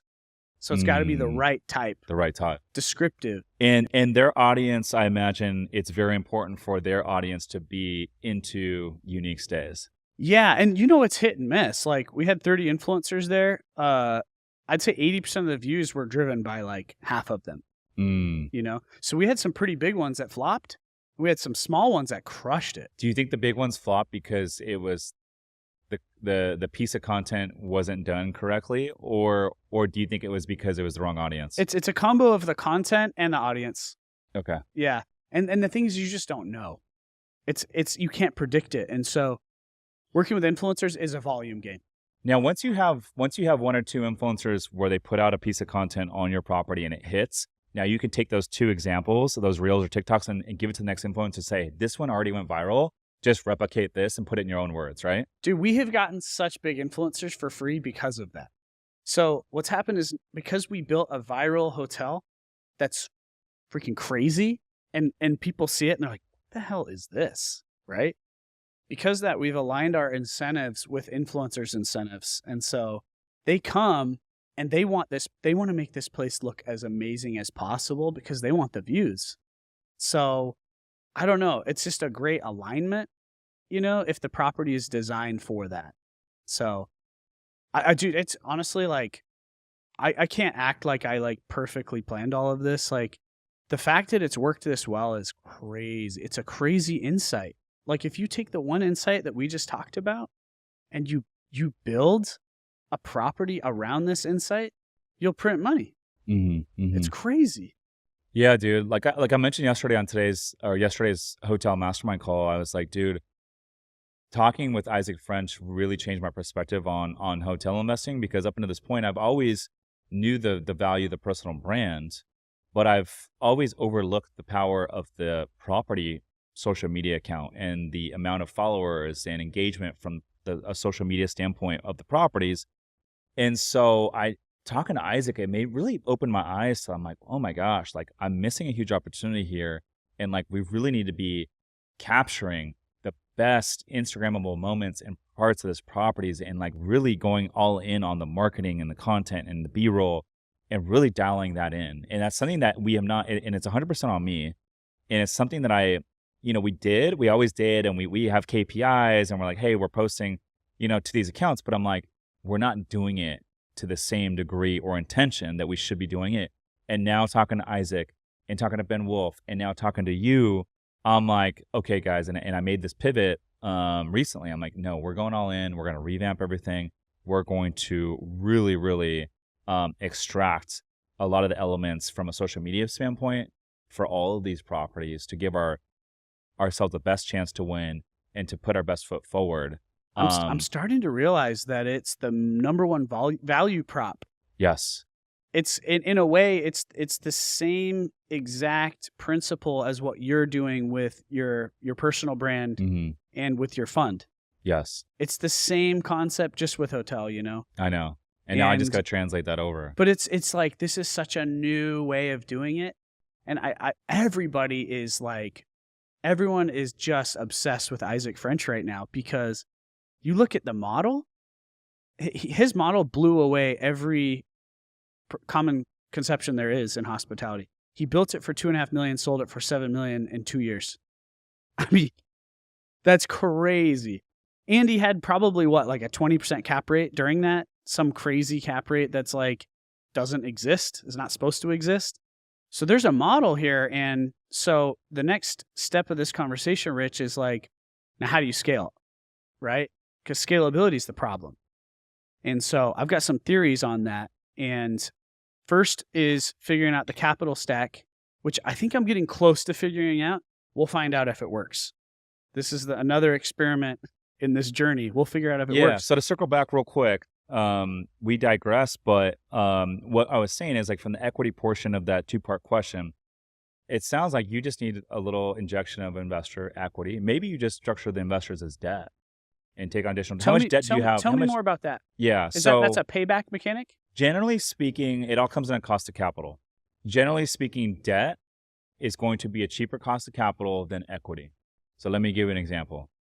Debt can just typically shorter term. So let's just say 24 months, for example, and let's just say you pay 12%. Okay. It's fixed monthly rate of return at 12%.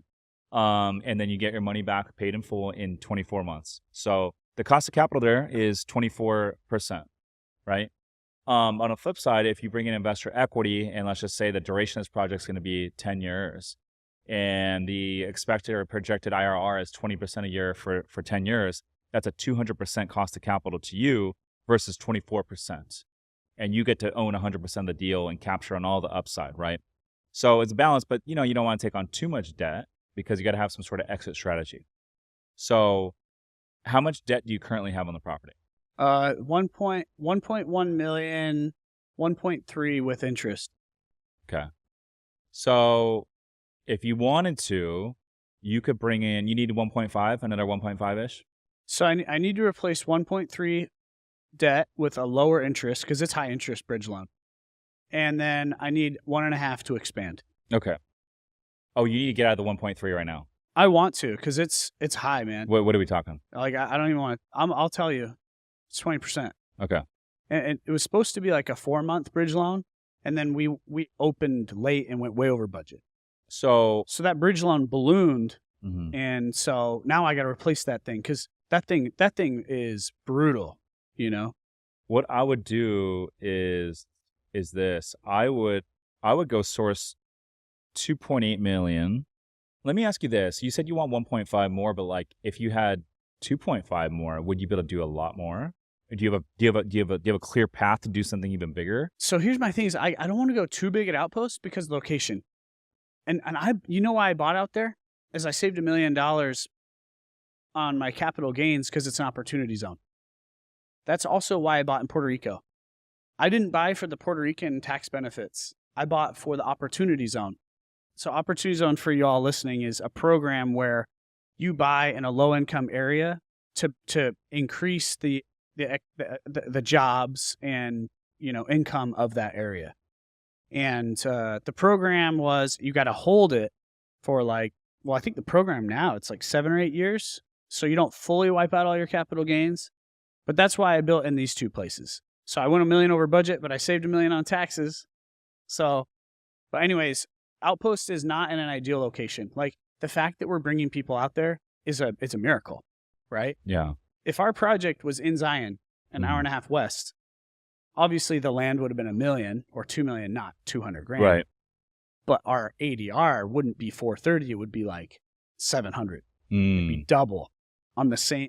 Yeah, I see what you're saying. Or if it was like on the outskirts of San Diego, you'd be able to charge a lot more because it's just. So we broke all the rules. We did everything you're not supposed to do, and it's working. So if we do it in a spot where you're supposed to do it, I see what you're saying. It'll print and money. Also I think so I don't want to go too big with Outpost. So I think yeah. I don't want to go bigger than like 20 units. And I actually think I've done a ton of interviews with people who own projects and unique stays. The sweet spot is like 20 to 40.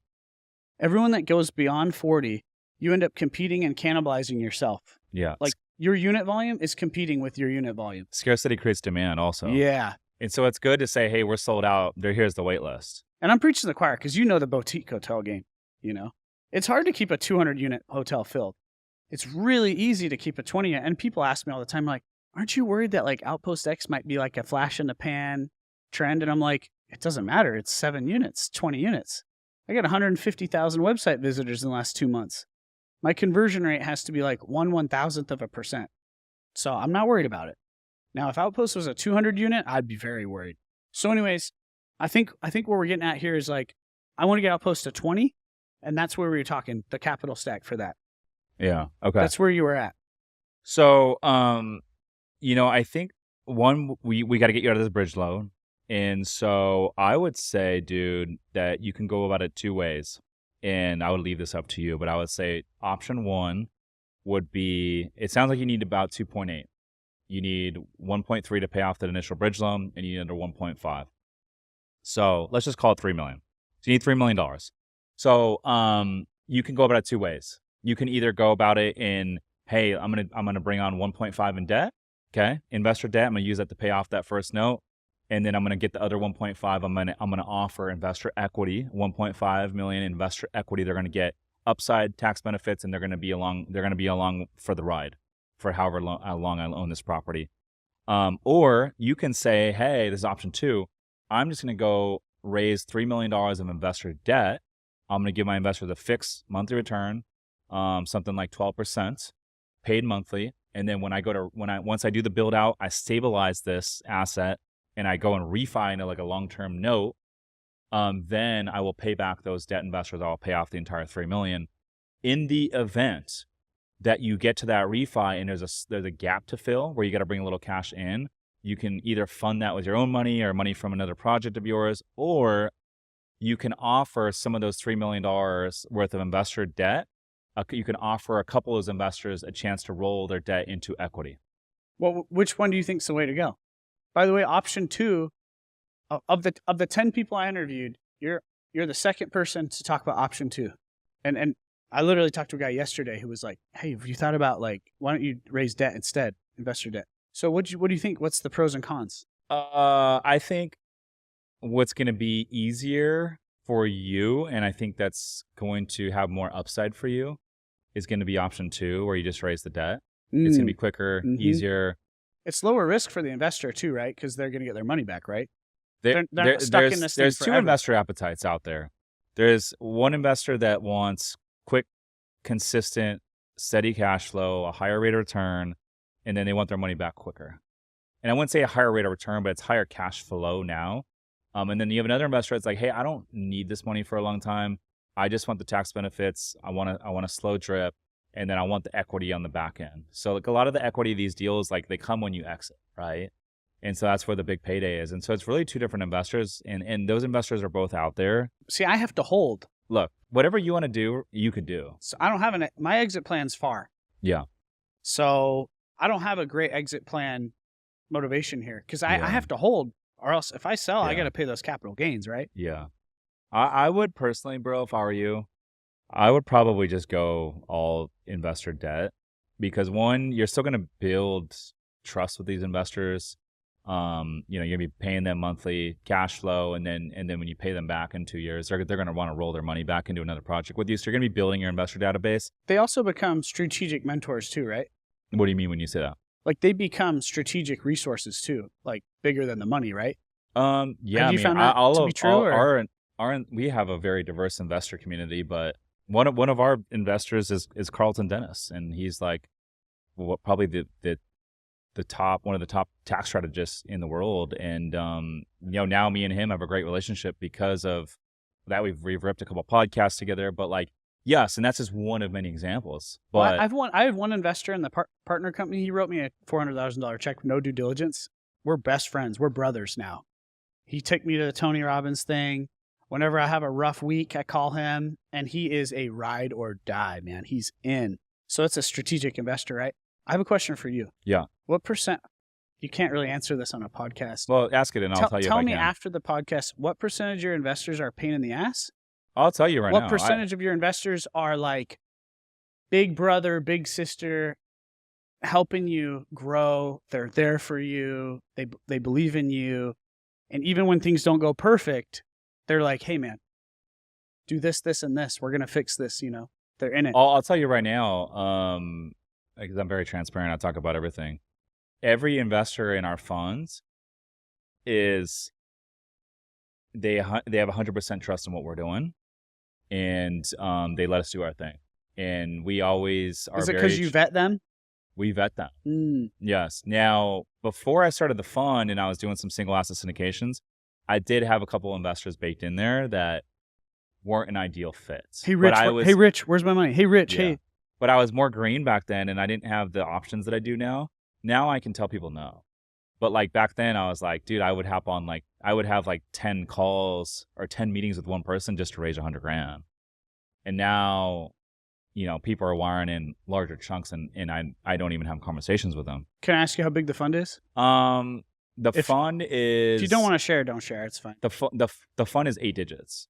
Yeah. So it's nothing crazy. Yeah, it is, man. Hey. Yeah, it is. But I'll say this. You were an air traffic controller 5 years ago? Yeah. Yeah, it's big. It's a big fund. Yeah. Now I'll say this, and this is important for anyone listening to this that plans on raising money, or maybe you are raising money, is like, as much as investors are vetting you, you should be vetting these investors. And the truth is every single investor that we have, they trust us. We welcome questions, and we're very transparent. The wins, the losses, and we go above and beyond with our investor reporting. We do monthly reporting, videos, reviews. We share a lot of stuff. Now, what I've noticed is a lot of the investors that don't end up investing, when we get on these calls, they're going to start asking all these questions. Like, they want to go drive by these properties, and they want to see this, and they want to see that. And these are questions that all of my investors don't ask, right? And so I'm starting to learn like what investors that actually write checks ask, and what investors that have never written a check ask. Okay, that's so interesting you say that, because that same thing happened with clients at the ad agency I had. So if we sent them an agreement and they redlined the agreement, I said, sorry, we're no longer interested in working with you.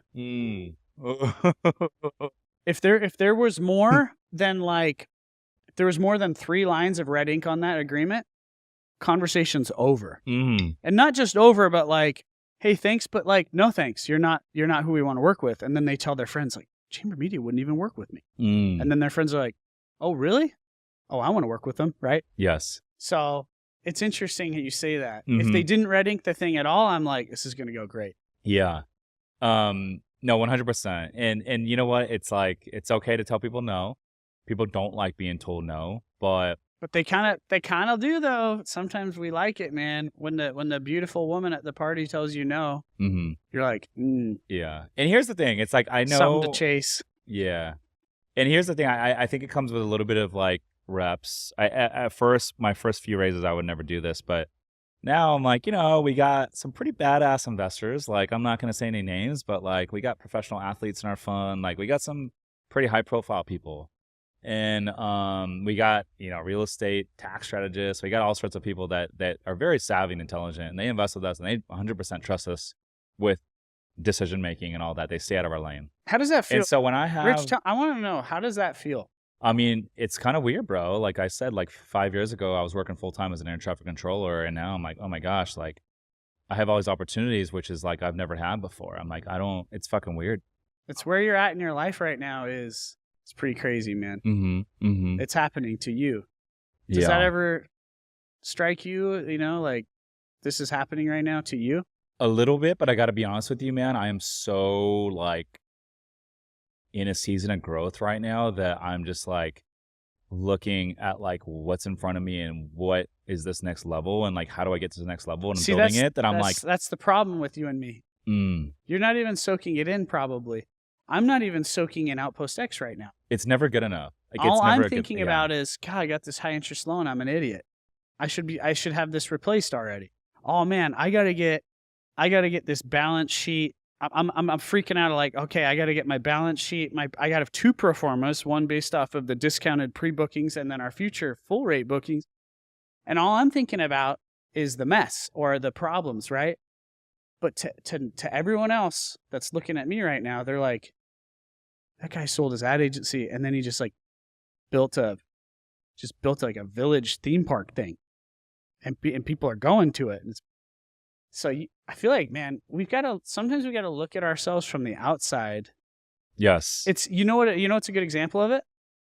It's probably like, take an actor who's not like top 50, but they're like top 200, Okay. right? They're in a movie, right? The movie does 100 million on like a $20 million budget or whatever. They're sitting there probably just miserable.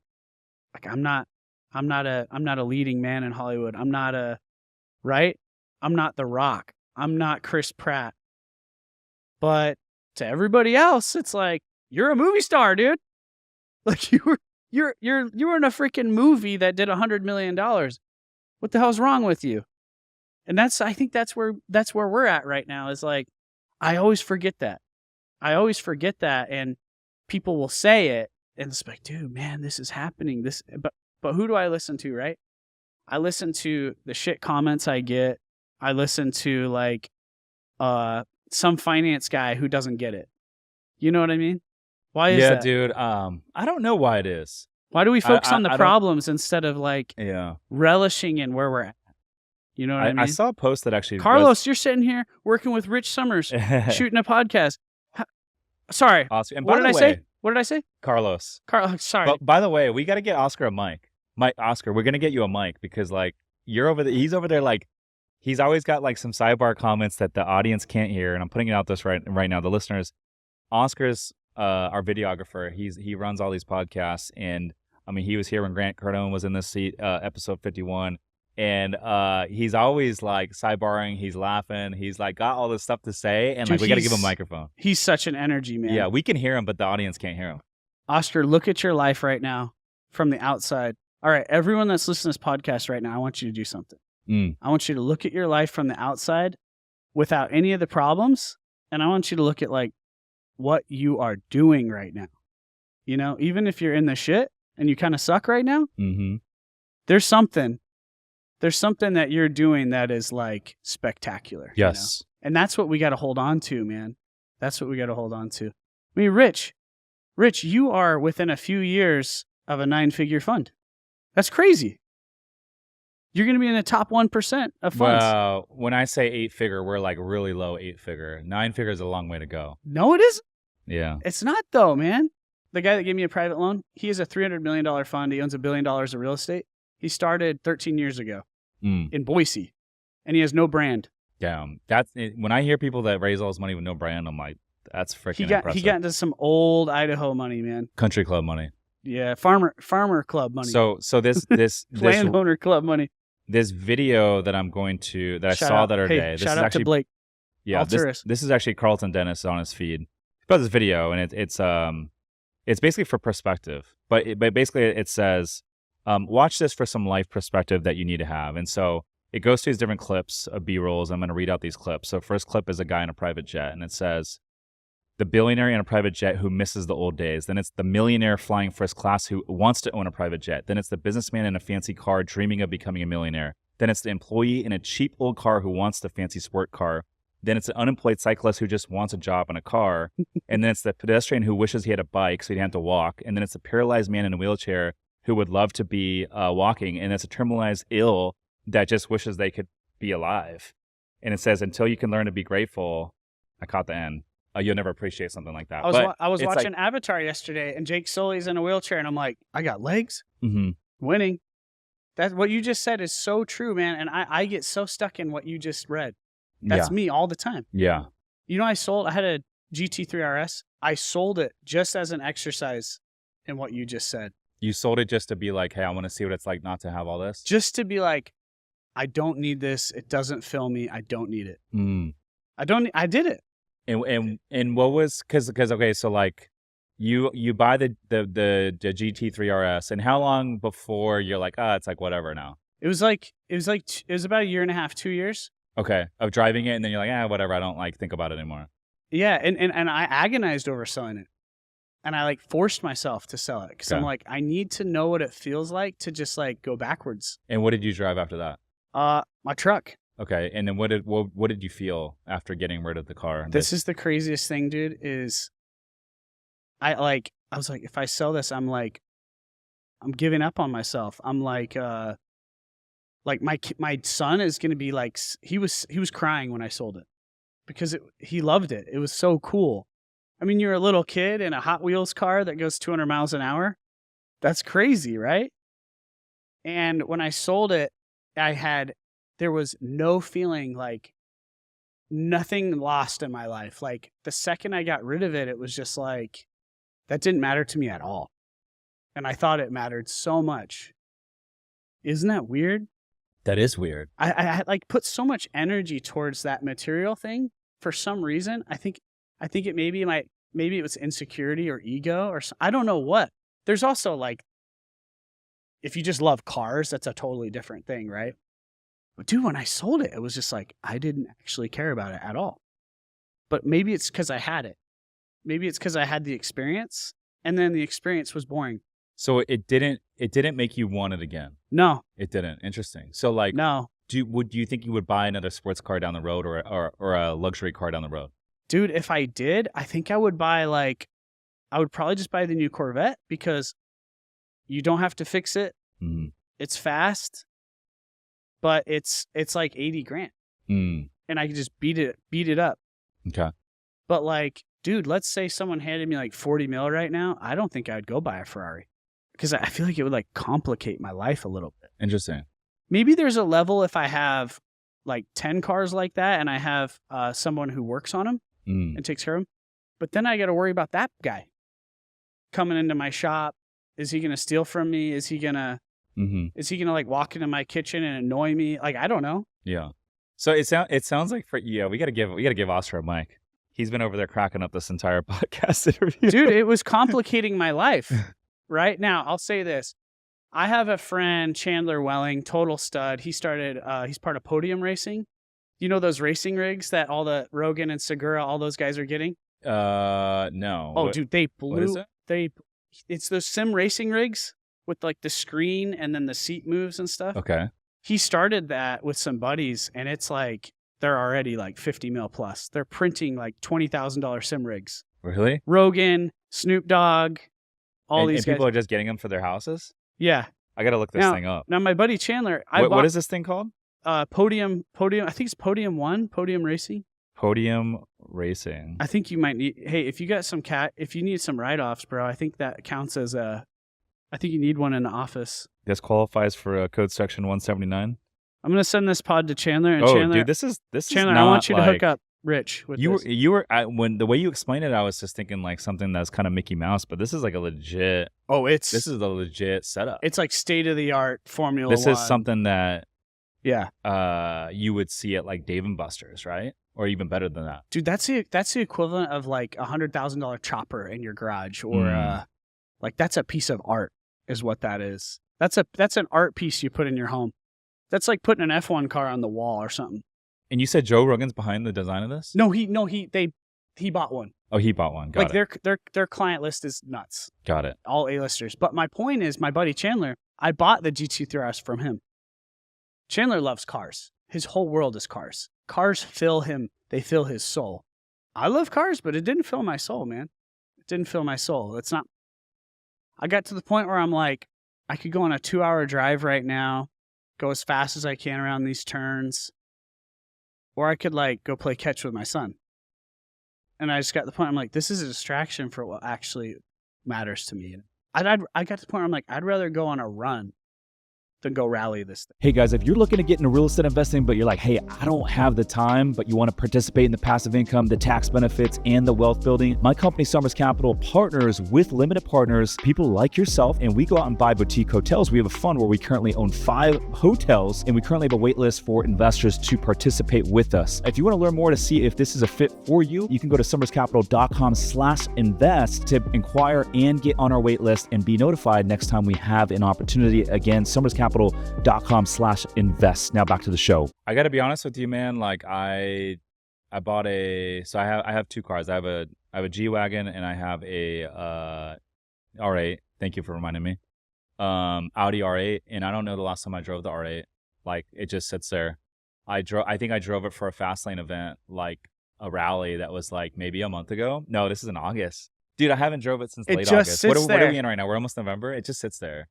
And I know you should drive a car at least once every couple of weeks. That's good for it. But like to your point, dude, yeah, I drove the GTR3. I drove the GT3 every day for 2 years. Did you? I sent it, dude. Yeah. Put 20,000 miles on it.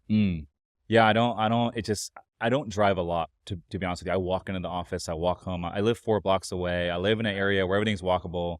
The airport's right here. So I don't drive a whole lot, but I do go to the gym every morning. But like, you just take the wagon, and it's a lot more like comfortable, and it's just better for every day. I went to some car shows, Mm-hmm. and I was like, I'm gonna get into this, you know? Mm-hmm. I go to the car show, and you just like stand there and talk to some guys about some cars, Yeah.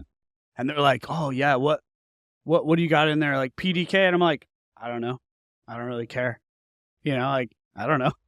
Yeah. I was like, I got to the point where I went like 7 or 8 of these car shows, and I'm like, I went to SEMA, and I'm like, I don't get it. I want to go race a go-kart, no consequences. You know what I mean? Like, Yeah, dude. Yeah. I joined Fast Lane Drive for the networking, and so it's this car club. It's probably the biggest car club in the world. They got a lot of chapters everywhere. But anyways, there's a chapter here in San Diego. They got one in LA, Miami, Scottsdale, Austin, all over. But anyhow, that's a reason. That's a reasonable use. yeah. And so anyhow, I joined this car club for the networking. I'm not a big car guy, and I'll do a couple of the events a year. And I've met a lot of like really awesome people through the club, and so that's been cool. I was hoping that was going to happen, but you don't meet people with a car in Boise, Idaho.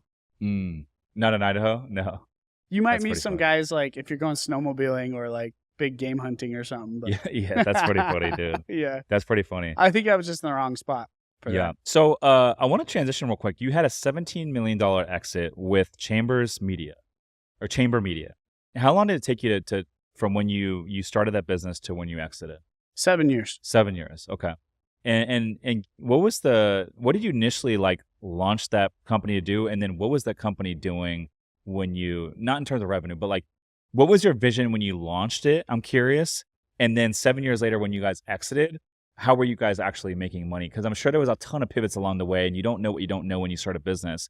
And so I'm curious, what was the difference between when you started it and how you thought you were going to make your money, and then how you exited and how you were actually making money? Okay, so my goal was to make $100,000 a year by 30 years old. That was my life goal.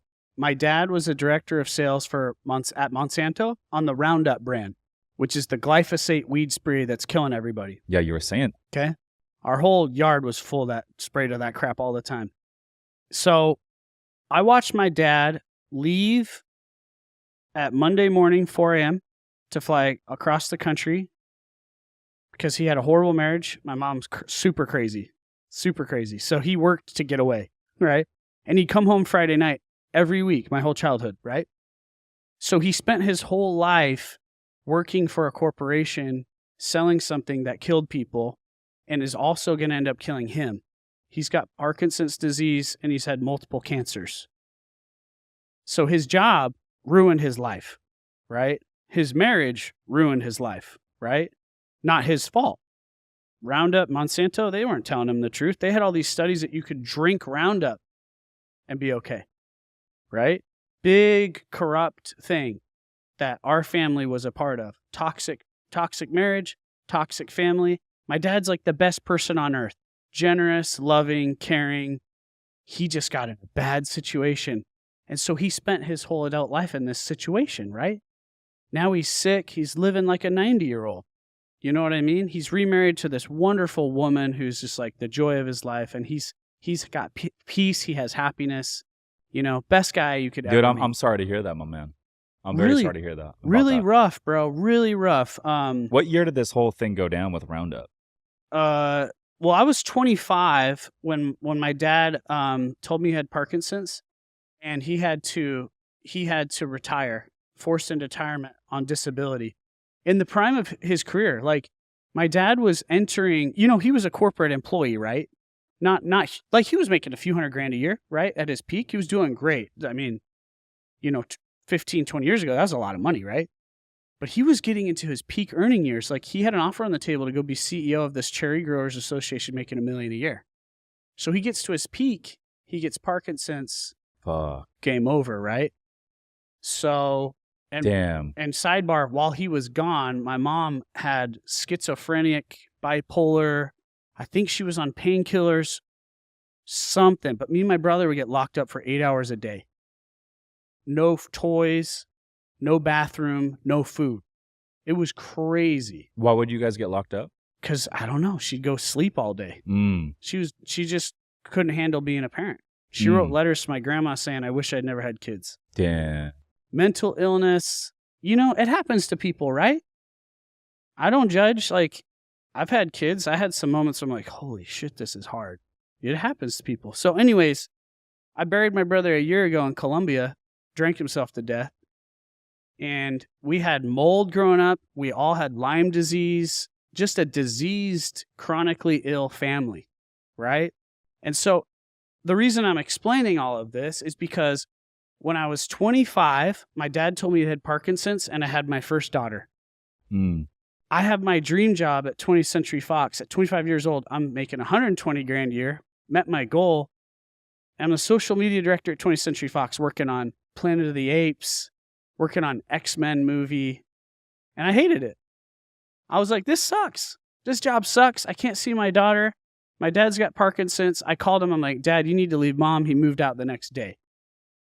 So my whole life is like going crazy, right? All these life changes. And I just thought, I'm like, I'm not going to do this. I can't do this like he did. So I decided to start my company. And I had like $70 in a laptop. And I left that job. I had a little like severance pay, whatever. And I said, I'm just gonna go sell what I do as a service. And if I don't have a client within 3 months, I'll just go get a job. And it was at 4 months I got my first client. We, living off the credit card and everything. And then that first year we did $850,000 in revenue with just me. And I had no employees. I just hired contractors. How did you make that $850,000? So I chased people around at conferences. I pretended to be an executive at Hulu to get into a bunch of after parties. And I got the numbers of all these influencers like Logan Paul and all these guys. And then I also networked into decision makers at brands. So I was doing influencer deals with Acura, Polaroid, Latam Airlines. Because I was at an agency before that. And we made the most viral ad of all time. It was Kobe Bryant, Lionel Messi for Turkish Airlines. Got 160 million views. That's what I did, right? I was a viral video marketing guy. Most viral video ad of all time, still to this day. And so I was selling that, right? That was my case study. And so I was selling influencer integrations, brand deals. I was doing video production and ad buying. And so I put all these different things that I did on that big project. I just packaged that into an agency, agency model. And so, yeah, first year, just me, we did 850. I had a couple partners. They didn't work out, so they bounced.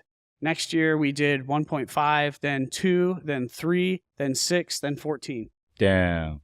It doubled every year. The chart was like this. And then I got bored. I got bored. It felt like Groundhog Day. And so a broker reached out, and they're like, hey, we think we could sell this. And I'm like, what? Why would anyone want to buy this? You're going to buy a bunch of people with no assets? How many people did you have on your team at that time? It was like 110 employees. All on payroll? All on payroll. Yeah. And we had about 200 contractors. And you were doing top line 14? Top line, yeah. Okay. Yeah. So that was it, man. Damn. So my advice to everybody is... hold on real quick. And so when the broker reached out to you and you're like, fuck it, let's sell it. Was it a quick process? You had a lot of offers, or it was just like 6 months? 6 months, okay. 6 months, 2 months of prepping us. Yeah. And 4 months going to market. Okay. We got 12 offers, and 5 of the offers were real offers. And 3 of the offers were over 10 million. And we took the second highest offer because certainty of close. We didn't have to keep working. Right. The highest offer, we had to work for another year. Can you share what the highest number was? Okay, so it was a higher cash number. Got it. Yeah. So the deal we took was 12 million cash. That one was 13 million cash. Got it. So the 17 million, we had more upside. They wanted to keep the company exactly as it was. The other offer, they wanted to take out the name, and they wanted to cut 30% of the team. So I could have got more cash in that deal, but I couldn't live with that. Yeah. I'm curious when you take a business like that to sell, does the broker do like a call for offers and date? And so I say, hey, we're going to give all the buying parties 2 months to do their due diligence and put together their best offer. We're going to have a call for offers date, or do you guys take offers as they come? It's the first one. The first one. The broker, you have a call for offers date that the you broker set. packages it for you. Yeah. They lay it before you, and then you have calls with your top 4 options. You interview them. Mm-hmm. Yeah, and you know, the highest offer, I just like wasn't vibing with those guys. Those guys were, you know, they were like ruthless private equity guys. And then once you go under contract with really like that ruthless, like they're like, we're gonna come in, we're gonna slash it, and we're gonna do this and this. I'm like, not with my company or not. Yeah. The other guys, what were they wanting to do when you say slash it? Like slash expenses? We're gonna cut 30% of staff, and we're gonna, you know, milk this, and then we're gonna churn and burn it. Basically. The other guys were like these Midwestern guys from Ohio that look like your dad, at least my dad. They got like the Columbia vest on, those private equity guys, right? And they're like, hey, this thing's doubled every year for 7 years. We're in manufacturing. COVID has wrecked our portfolio. We've got a directive to diversify. The problem, though, is they didn't know anything about our industry. So they made a lot of mistakes. So I don't know, man. It's a crazy deal. What was your biggest takeaway for the listeners listening to this? You mentioned you got into all this thing, and then you just woke up in year 7. You're like, you know what? I don't want to do this anymore. I got bored. And what's your biggest takeaway for a listener listening to this? What? For selling? For how to feel about selling? I had cut you off, and you were like, you were saying, hey, you're talking about your dad and your mother, and your brother passed away in Colombia, and then you were making $120,000 a year, and then you decided you're going to start your own business. You did $850. And then how you're talking about how you pretended to be the director for Hulu, and you got into these rooms, you met Logan Paul, you made all these contacts, and then you grew it, and you doubled your revenue every single year for 7 years, and then you woke up one day and you said, I'm bored, I'm going to sell it. And you said, my advice for someone listening, and I cut you off. What were you going to say there? I don't know. I got advice. I can come up with some advice. I probably forgot, but I guess my advice is that if you hate your life or you hate the way you're going, like, you got to change it. So don't be like, my dad's the best guy ever, right? But he just didn't know. He grew up on a small farm in Utah. He was doing the best he could with the knowledge he had, right? There was no internet. There was no figuring out. You couldn't even start. How do you even start a company in the 80s? I don't even know how people did it, you know? But now, like, you got all these resources. You can listen to Rich anytime you want, right? So you can fix. If your life's not the way you want it, you can change it, you know? And sometimes that's just getting a better job, right?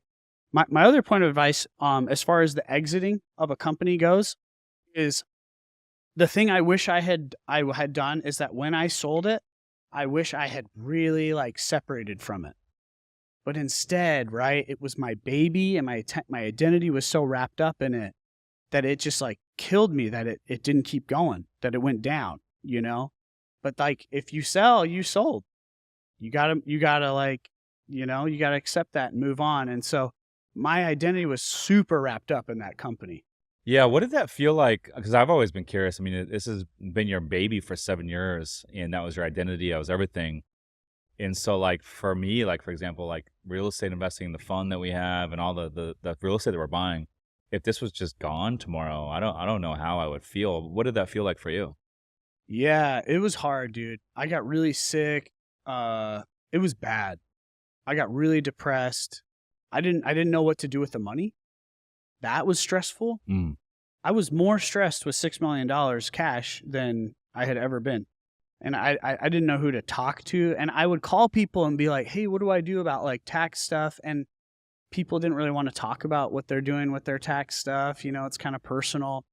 So it was weird, man, because I spent all day working with my business partner and all these people. And then all of a sudden, poof, I'm just a guy in Boise. What do I do? You know, it was so much harder than I thought, because I thought, I'm going to sell this company, and everyone's like, what are you going to do next? I'm like, nothing. I'm just going to hang out, you know? Yeah, it doesn't work so good. What did you do with your money right away? So I threw $1 million into a real estate fund that pays monthly. Okay. I think they paid 8% to 10% on a monthly basis. I put 2.3 million into chamber stays to build Outpost X and to get Puerto Rico project started. I think I did like $500,000 of private company investments. Yeah, I invested in all sorts of companies. I think there's a solid like $1 million of it where I don't even really know where it went. Like, I think Just for fun, travel a little bit. You gotta enjoy a little bit. It just went somewhere, you know. What else did I do? I did a handful of other things, but dude, I didn't. It was like paralyzing because I had no plan when the exit happened. I didn't think it was going to happen. Oh yeah, because I mean those things can fall through and fall apart for any reason. They never happen. Yeah, right? You can't count until the money hits your account. Well, what happens if the company that you've accepted their offer on changes their mind? Mm-hmm. You got to go do the whole process over again. It happens in these real estate transactions all the time where you get into escrow, get through due diligence. I mean, shit, us as buyers have pulled out of deals.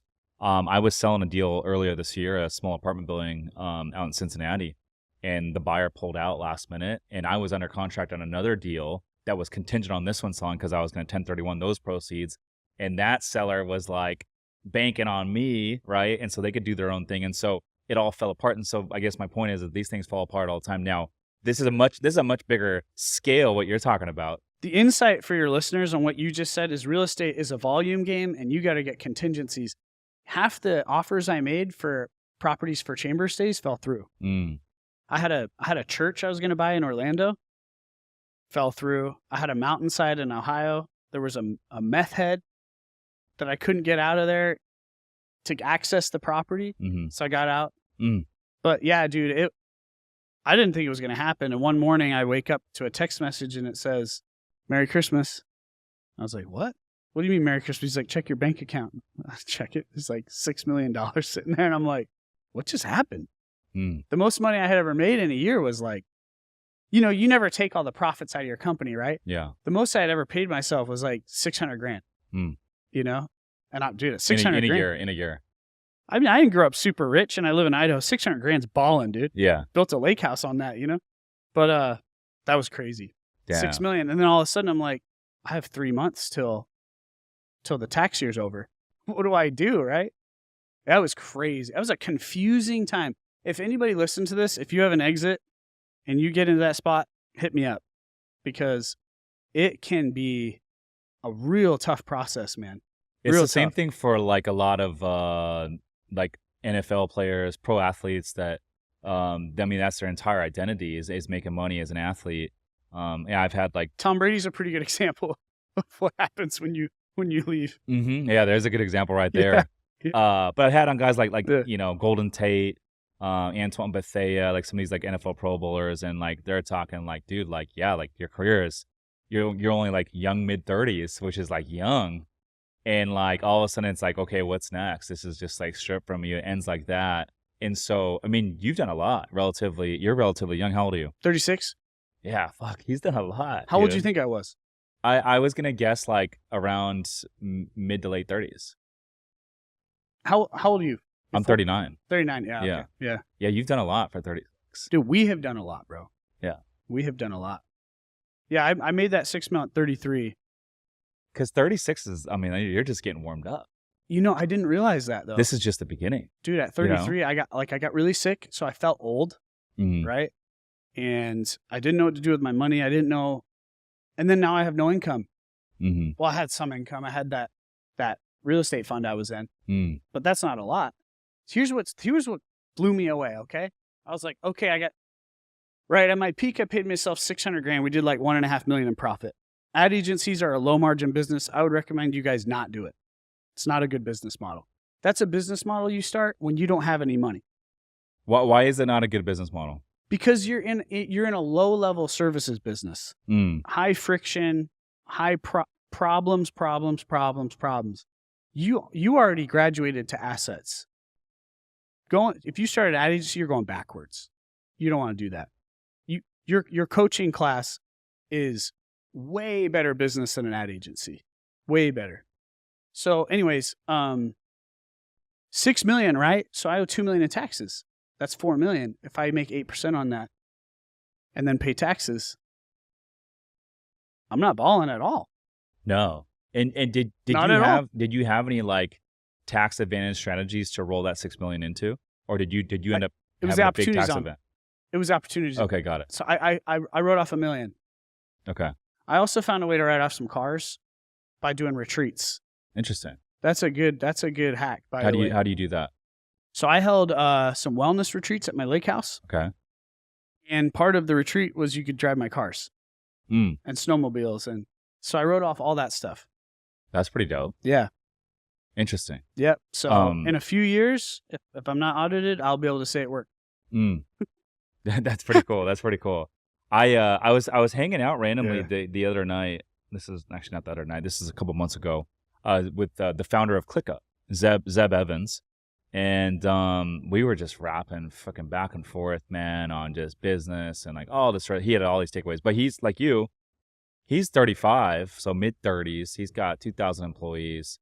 His company's valued right now like $5 billion. He's trying to take it to $20 billion in like the next year and a half, and he's gonna have this massive like he's gonna go public. And I'm just like, fucking this kid's 30. This kid's 35, bro, and he's in my fucking kitchen. He's in my kitchen with me, and we're fucking drinking wine, just me and him, like literally talking shop. You can make a lot of money Drinking just wine. kidnapping him, bro. just like what do you call that? When you kidnap somebody for Hostage? a ransom. Yeah, Yeah, you can make hostage a lot of ransom. money off that guy. Just sorry, keep going. Yeah. So anyways, this kid's 35, and we're just in my kitchen drinking wine for like hours and hours, literally all night long. And this guy, we're just talking shop, and like the fucking stories and the fucking knowledge and the wisdom that's coming out of this kid's mouth at 35 is just blowing me away, dude. And it just makes you realize, I'm like, man, there's fucking levels to the game. And you know, I don't even know where this kid's gonna go when he's 45, 55, 65. You know what I'm saying? Like, I interviewed Grant Cardone, and the guy's 65 years old, and he's got a lot of juice left in the tank. He's just getting warmed up, and He looks good for you know, 65. Yeah, and it makes you realize it's like this game is all mental. We think What we think is old is not really old. we're not. Yeah. I just finally started letting that sink in the last year. Mm, Just the last year. mm. Yeah. See, I was I'm- looking at it from a scarcity perspective of like, oh man, like I'm not like in my youth anymore. Like, I'm getting older. Like, that's how I was looking at it, you know? Mhm. So, but yeah, we have so much time. So much time. We do. You know, for me, I mean, and for listeners listening to this right now, like, I think I'm a perfect example. I was 11-year air traffic controller. At age 33, I discovered real estate, and I discovered business for the first time. And that's when I decided to cash out my 401k and get in the real estate game and completely make this pivot at 33, which a lot of people say, like, that's pretty late to make a pivot like that. And now at 39, I'm like, dude, I'm just getting fucking warmed up. Like, this is just the beginning. I feel Yeah. that, man. That's how I feel too. Yeah, you feel that too. Yeah. Interesting. So I'm curious, with this 17... It doesn't feel that way when you don't have a business, though. When you're 33 and you just kind of like sold the thing, I was like, what now? Mm. I was very Were you 33 when you sold it? Yeah, Yeah. I was like very confused, man. It's been a weird 3 years. I feel like I'm just coming out of it this last, like, honestly, since Outpost started pumping, I feel like I'm coming out of it. Mm. Like, okay, I have a really good Because it's giving you something to be proud of. It's growth and progress. That's what it is. And for 3 years, I haven't really paid myself. Outpost is like, that's not supposed to work by any measure, right? I have someone, you know, who really inspired me was Arnold Schwarzenegger, because you know he retired at 33 from bodybuilding. And I'll be honest, you're more famous right now than Arnold Schwarzenegger was at 33. Mm. He was a world famous bodybuilder, but he was only famous to a very small group of people. Because, yeah, there was no social media back then. 33-year-old Arnold was very quickly very irrelevant. He had a few apartment rentals, so he was fine, right? But he wasn't rich. He was just a bodybuilder. You know, he spent 4 years auditioning and got nothing. Yeah, dude, I watched that documentary on Netflix. It's so good, by the way. So he retired the same age I retired, right? And that was my plan. I'm just going to retire. But then all of a sudden, I'm like, $4 million. Wait a second. I don't know how to live on this crap, right? Mm. But yeah, man, he got his first movie at 36, and then he didn't get his first big break till like 37, 38 with Conan. So there's a 4 year gap where like Arnold just didn't exist. in the world, Yeah. which is It's inspiring. But you know what's even more inspiring when I think about Arnold is like this man grew up in like the outskirts of some poor fucking town in rural Austria. raised by a Nazi. Yeah, and it was never ever to become. It was never supposed to become anything. And this guy, is training in these fucking Mickey Mouse gyms and push-ups and all this stuff. Like, doesn't have the best equipment, and is dreaming of like living in America and becoming this thing, and becomes the world's best number one bodybuilder in the fucking entire world. And then in addition to that, then goes on to live this entire different chapter and becomes the top like number one actor, movie star in fucking America, where he doesn't even speak any English as a kid growing up.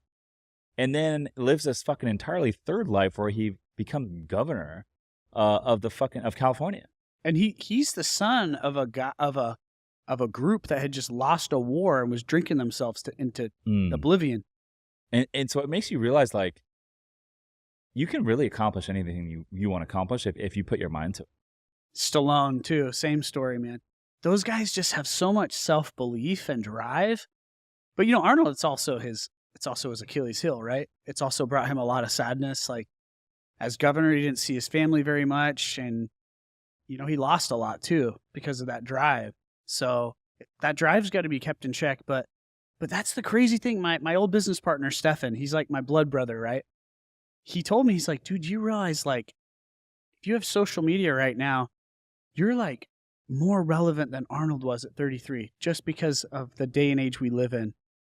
So you think about that, it's like, man, what can you achieve with the reach that we have now? Like back then, like you had to be a movie star to have any relevance or influence.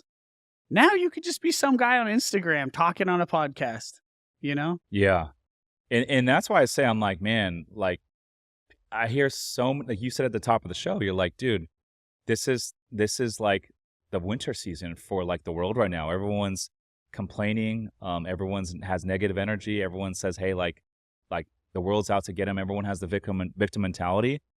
But I'm like, no, this is the best fucking era ever to be alive. The playing field for the first time ever, because of social media, is now level for everyone. There's 4.8 billion people on social media, and there's 40 million baby boomers retiring between now and the next 7 years. They're calling it the greatest transfer of wealth in American history. It's about to go down, and the fucking playing field has now been leveled because of social media. And so for anyone out there listening to this that is not excited, that is fucking surrounded by negative energy and thinks that they don't have a fucking chance, you need to fucking wake up. Crazy. You need to fucking start hanging out with different people, and you need to fucking rise to the occasion, because whatever you want to accomplish in this world, you can accomplish. And the best time to do it is starting right fucking now. It's starting today. Don't be a bitch. Yeah. Don't be a loser. We're in the best time. This is the best time. It's really gratitude. It's like, they say there's a cost of living crisis. It's like, no. There's a quality of living crisis. You know what people lived in 40 years ago? What? They lived in 1,600 square foot houses with no air conditioning. Oh. And had one car. Yeah. And they were the richest people on earth. Come on, guys. Like, have you ever looked at a map of air conditioning in the world? America and Japan have 90% homes that are air conditioned. Most of the rest of the world's below 5 to 10%. Damn.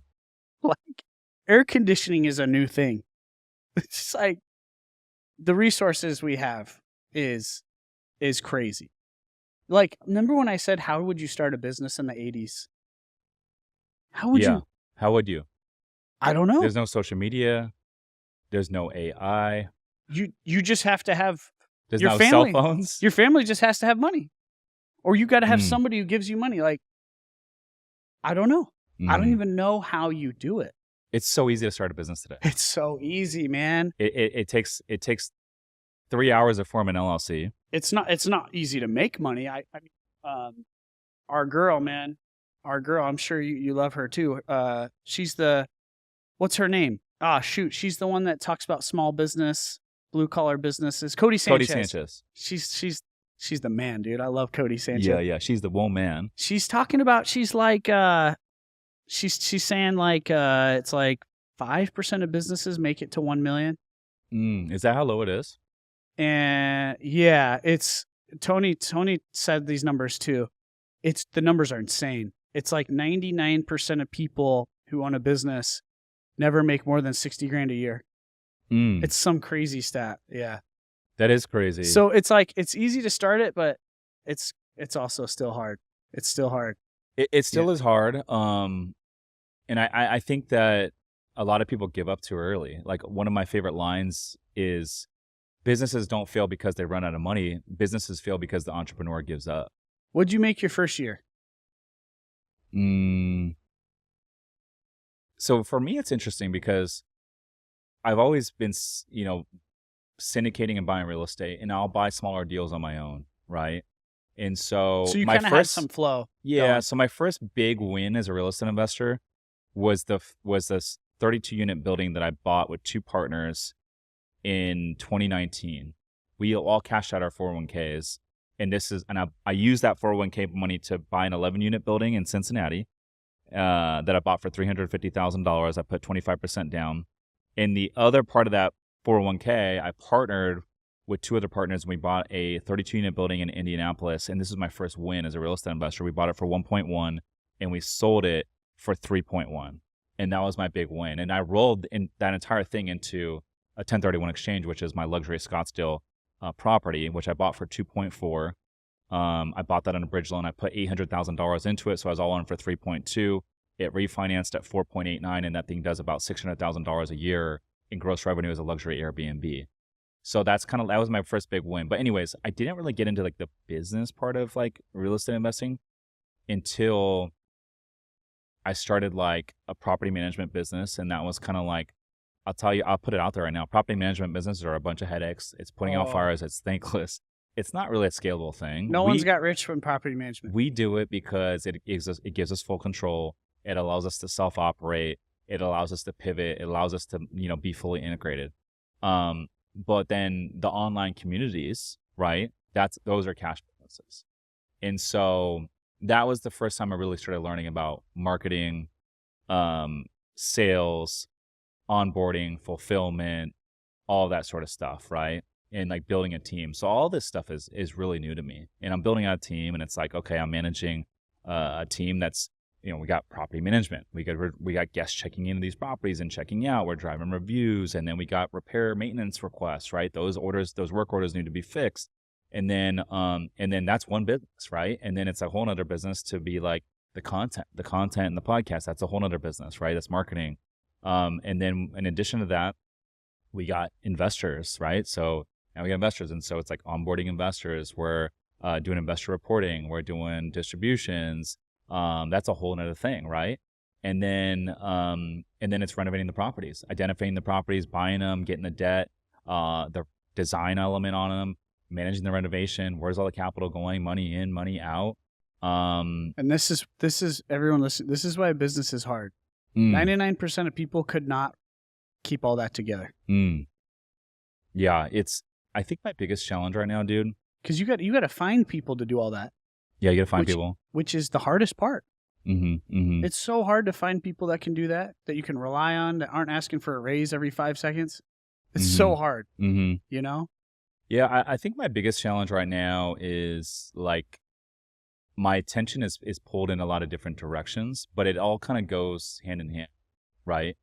And so if you think about it, like for me, and sometimes I think about that, I'm like, there's not really, if you really, because I hear people all the time say, hey, get into real estate investing, get passive income, financial freedom, you can go travel, and like, this is the way to live life.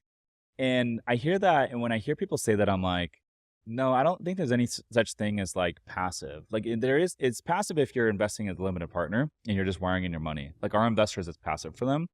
But like for all of our investors, like they're busy building their own thing. No, and they're just parking money. The 4-hour work week, it doesn't exist. No. Like, sorry, whatever his name is, Tim, what's his name that wrote that book? Tim Grover, I want to say. I can't remember. Tim something. That's not Tim. It was not Tim Grover. I will say, I read that book, and I was like, a 4-hour work week? What? And then fortunately, I was wise enough to be like, there's no way. And then the next book I read was called $100 Startup. And that changed my life because That book is about 30 people who started companies with $100. That's pretty cool. Yeah. I like that. That's Yeah. really cool. Yeah. So, for anyone out there that says, hey, like this is a passive thing, I'm like, no, like they're not building a big thing if they think it's passive. No. And if you're in real estate, it's slow. Real estate's slow. Very slow. It's slow. Until you learn how to raise capital. Then it could be fast, right? Yeah. I mean, you need two things. You need deal development and you need capital development. So you need access to good deals and you need access to capital. But that said, you can only grow as quickly as you can operate. And so when we bought our last deal in April, I was like, hey, like, let's take a pause to what we're buying and like, let's just focus on what we have and optimizing what we have. And so I felt like it would have been contradicting to go buy another deal at that time. And so we took a pause and we really focused on improving everything internally. Now, I'll say this, it is a trip for me to think like, hey, 5 years ago, I was working full-time as an air traffic controller. And now, like today, just to kind of give you like a snapshot of what's going on in my life, it's like, okay, like I have this team where they're all very like highly intelligent and like inspiring individuals. And they all left, like a lot of them all have college degrees and they were working like a really dope positions at like big companies before coming on. So they all left their careers to like come roll with me. Right. So now their future all depends on where I take this. Right. And so that's one. And then I got over 100 investors now. And so I have a lot of investor capital riding on where I take this and I want to sleep good at night. And then we got, our online communities. We got about 120 mastermind members between our 7-figure creator and our hotelinvesting.com community, where they're depending on me to come in and lead these calls and help guide them and bring on guest speakers and really help propel them into where they want to go, right? And so that's that. I'm leading 3 calls a week doing that. I have 3 podcast interviews every single week, Tuesday, Thursday, Saturdays, those podcasts go out. So that's like 6 speaking engagements every single week. And then I'm posting twice a day on social media, all these different platforms. And then we're buying deals, right? We're renovating all these projects. We got, $80 million of real estate between the hotels, the multifamily, the apartments. We got all these guests checking in, checking out. And so there's really no going back at this point. You know what I'm saying? Yeah. And like, that's so much. Yeah. That's so much work, man. Yeah. And then it's like, and then you throw in all these other things, right? Yeah. It's like one of our hotels got flooded out. Yep. And then the insurance company didn't want to cover a dime. And so now we're like fronting money and we're like pulling stuff to repair stuff. And then you got to report it to the investors. Hey, this is going on. But like we figured it out. Like everything just went on as business as usual. But like we had to figure it out. Propane's out at Outpost right now. I'm just trying to reciprocate here. Propane's out. Yeah. So I'm just trying to, yeah. It's one of like many things, right? And so, and then you're juggling like team members in and out and like all this stuff and shuffling. And there's always these little fires and these little bottlenecks that are constantly going on. But like the reason I just wanted to share this is like, because I think a lot of people want to get into business and a lot of people think like they see the end result and they think, oh, it must be nice. But in all reality, and you know this better than I do, it's like there is so much grind in between each week that no one sees. And as you grow, fewer and fewer people can actually relate to what you're going through because fewer people have actually done what you've done.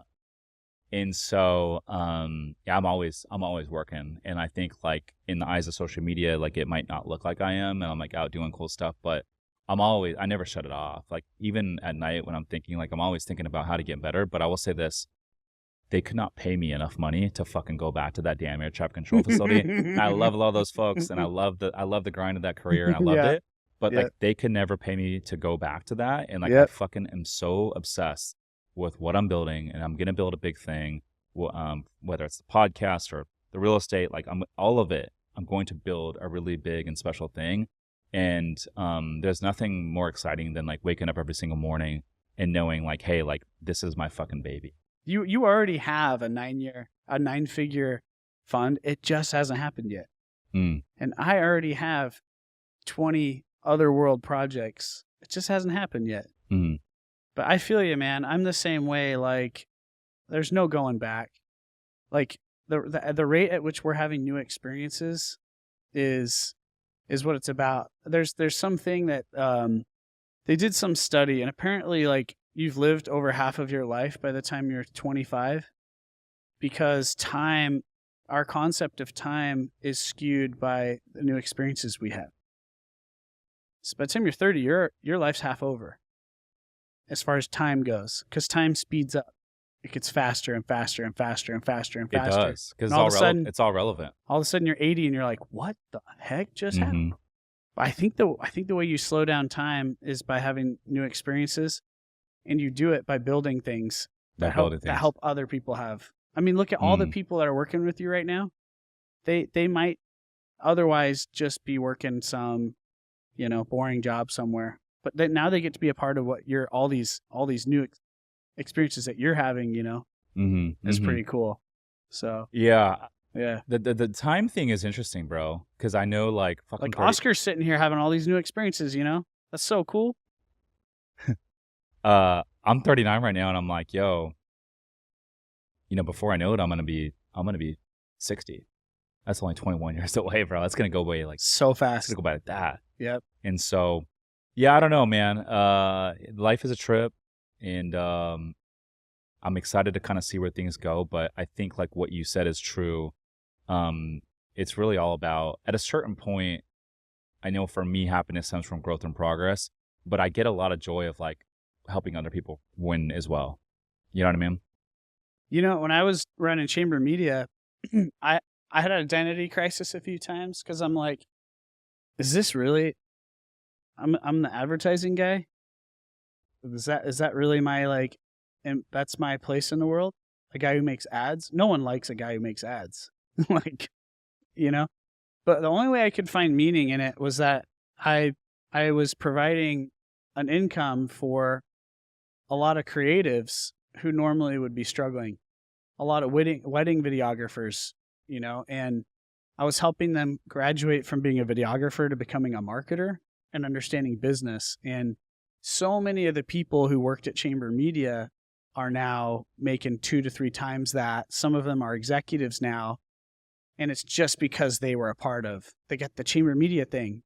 They got the training. They got that little, they can take that. Because in Utah, it's a big deal.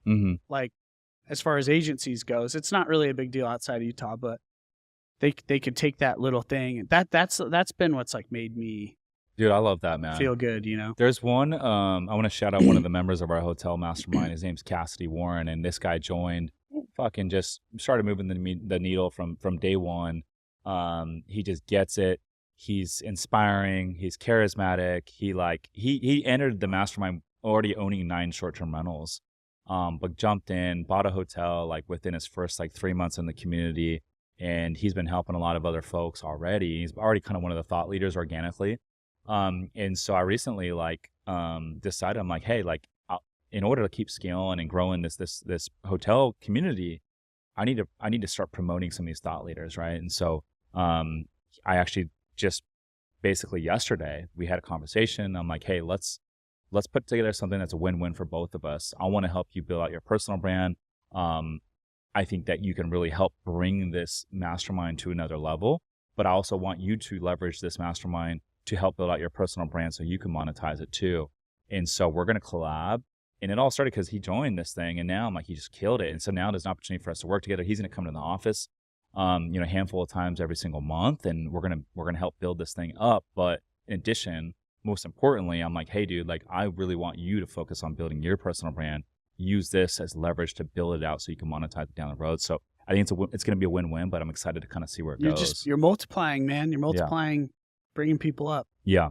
I want to switch gears here, dude. So you've had a lot of videos on your social media go viral. Talking 9 million views.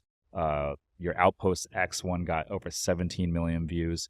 But you had a video that did 9 million views on Instagram, and it said, if you make $100,000 a year, you should buy a unique rural couples getaway. Can you break down this video and this thought? Yeah. So this video was before I had done it myself. Okay. So it's a little naive in some ways. What do you mean it's before you did it yourself? You had never done this before. No. The way I was explaining it, the model I was explaining, I hadn't actually done it. But now that I'm on the other side of building Outpost, and the way I did it's just totally different. But what I was basically describing in the video is, if you make $100,000 a year, this is how you could make like an extra $50,000. And it's just by like seller financing land and getting the most basic glamping setup you can. And then you're getting a pretty low rate, you know, it's like maybe $270, $350 a night, depending on what it is. You got to be in the right spot too. Because I know some people that have a setup like that, they're in the wrong spot. And it's got to be in a spot where the permitting and zoning is not too expensive, because that video and what I'm explaining can really quickly get out of control. If all of a sudden you got to build a road, if all of a sudden the county says that you've got to connect to the grid, you know, there's a lot of ways to really quickly have a problem. But if you know enough about planning and zoning, or you get a really good mentor kind of like holding you by the hand, and you can really do it right, it's possible. It's really possible. And I know a lot. Here's what happened is, I think the reason the video went viral is because everyone was arguing in the comments. So a majority of people are like, there's no way. Like, how are you going to clean it? You know, this sound, it's people's mindset. It's like the sheeple's mindset. Yeah. There's always going to be a bunch of naysayers, but I also realize when a video starts to go viral, the algorithm starts to push it to people that don't follow you, and people that like, a bunch of random people will start to see it, and they might be people that are not even in the real estate investing or business space, and they're seeing it because it's eye-catching, but those are the naysayers. I mean, imagine when Elon goes in a room and he's like, we're going to catch the largest structure ever made. Yeah, people are like, you're full of shit. On a chopsticks. Yeah. It's like, what? Yeah. But here's funny thing though, is there's hundreds of people in the comments that are like, nope, it's true, I did it. You know? Yeah. No, I feel you. Okay, another video. So you had one that got 5.4 million views. It said, a good boss will ... pay based on performance and all this other stuff, and have mandatory PTO. Talk about that. Like, walk me through that entire video, the hook and everything. So like, employment as a whole is becoming like a negative concept in our generation, right? Like, being an employee is bad. So it's like, well, if you're an employer, there's like, most people are going to be employees. It's not everyone that can handle the late nights and the excruciating challenges and anxieties around building a business. And so, you know, me and you, like, our role is to be good employers, because there's people that need to be employees. And so what do they need? Well, they need performance pay, so they've got some kind of upside, right? They feel like they're progressing. They need to have education and training. And in my opinion, that's by far the most important thing you can give an employee, is just helping them with personal development. You know, I look at Chamber Media. People didn't make tons of money working at Chamber Media. It's a advertising is a low income business. But what they did is they became marketers, they became executives, they became performance oriented because of that. So that was a big perk. And then the other thing is mandatory PTO too. I've done a lot of different structures around that. We actually did a 4-day work week for the last 4 years of Chamber Media. And we tried the open-ended PTO thing, and I'm not a fan of it. I think people should have an exact amount of PTO, and then they should be required to take it. Okay, so let's talk about that, because this is an interesting topic. The PTO thing, and then the 4-day work week as well. It's really two different things, but it's one bucket. For me, what we run here at Summers Capital is we have unlimited PTO. Now, when I say unlimited PTO, this means I've never actually denied anyone's leave. And anyone that wants to request time off, they can request time off.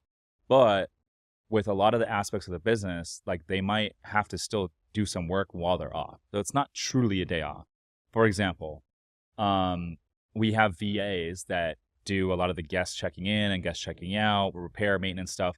But if there's an emergency at a property, the VAs in the Philippines, it gets escalated above them, right?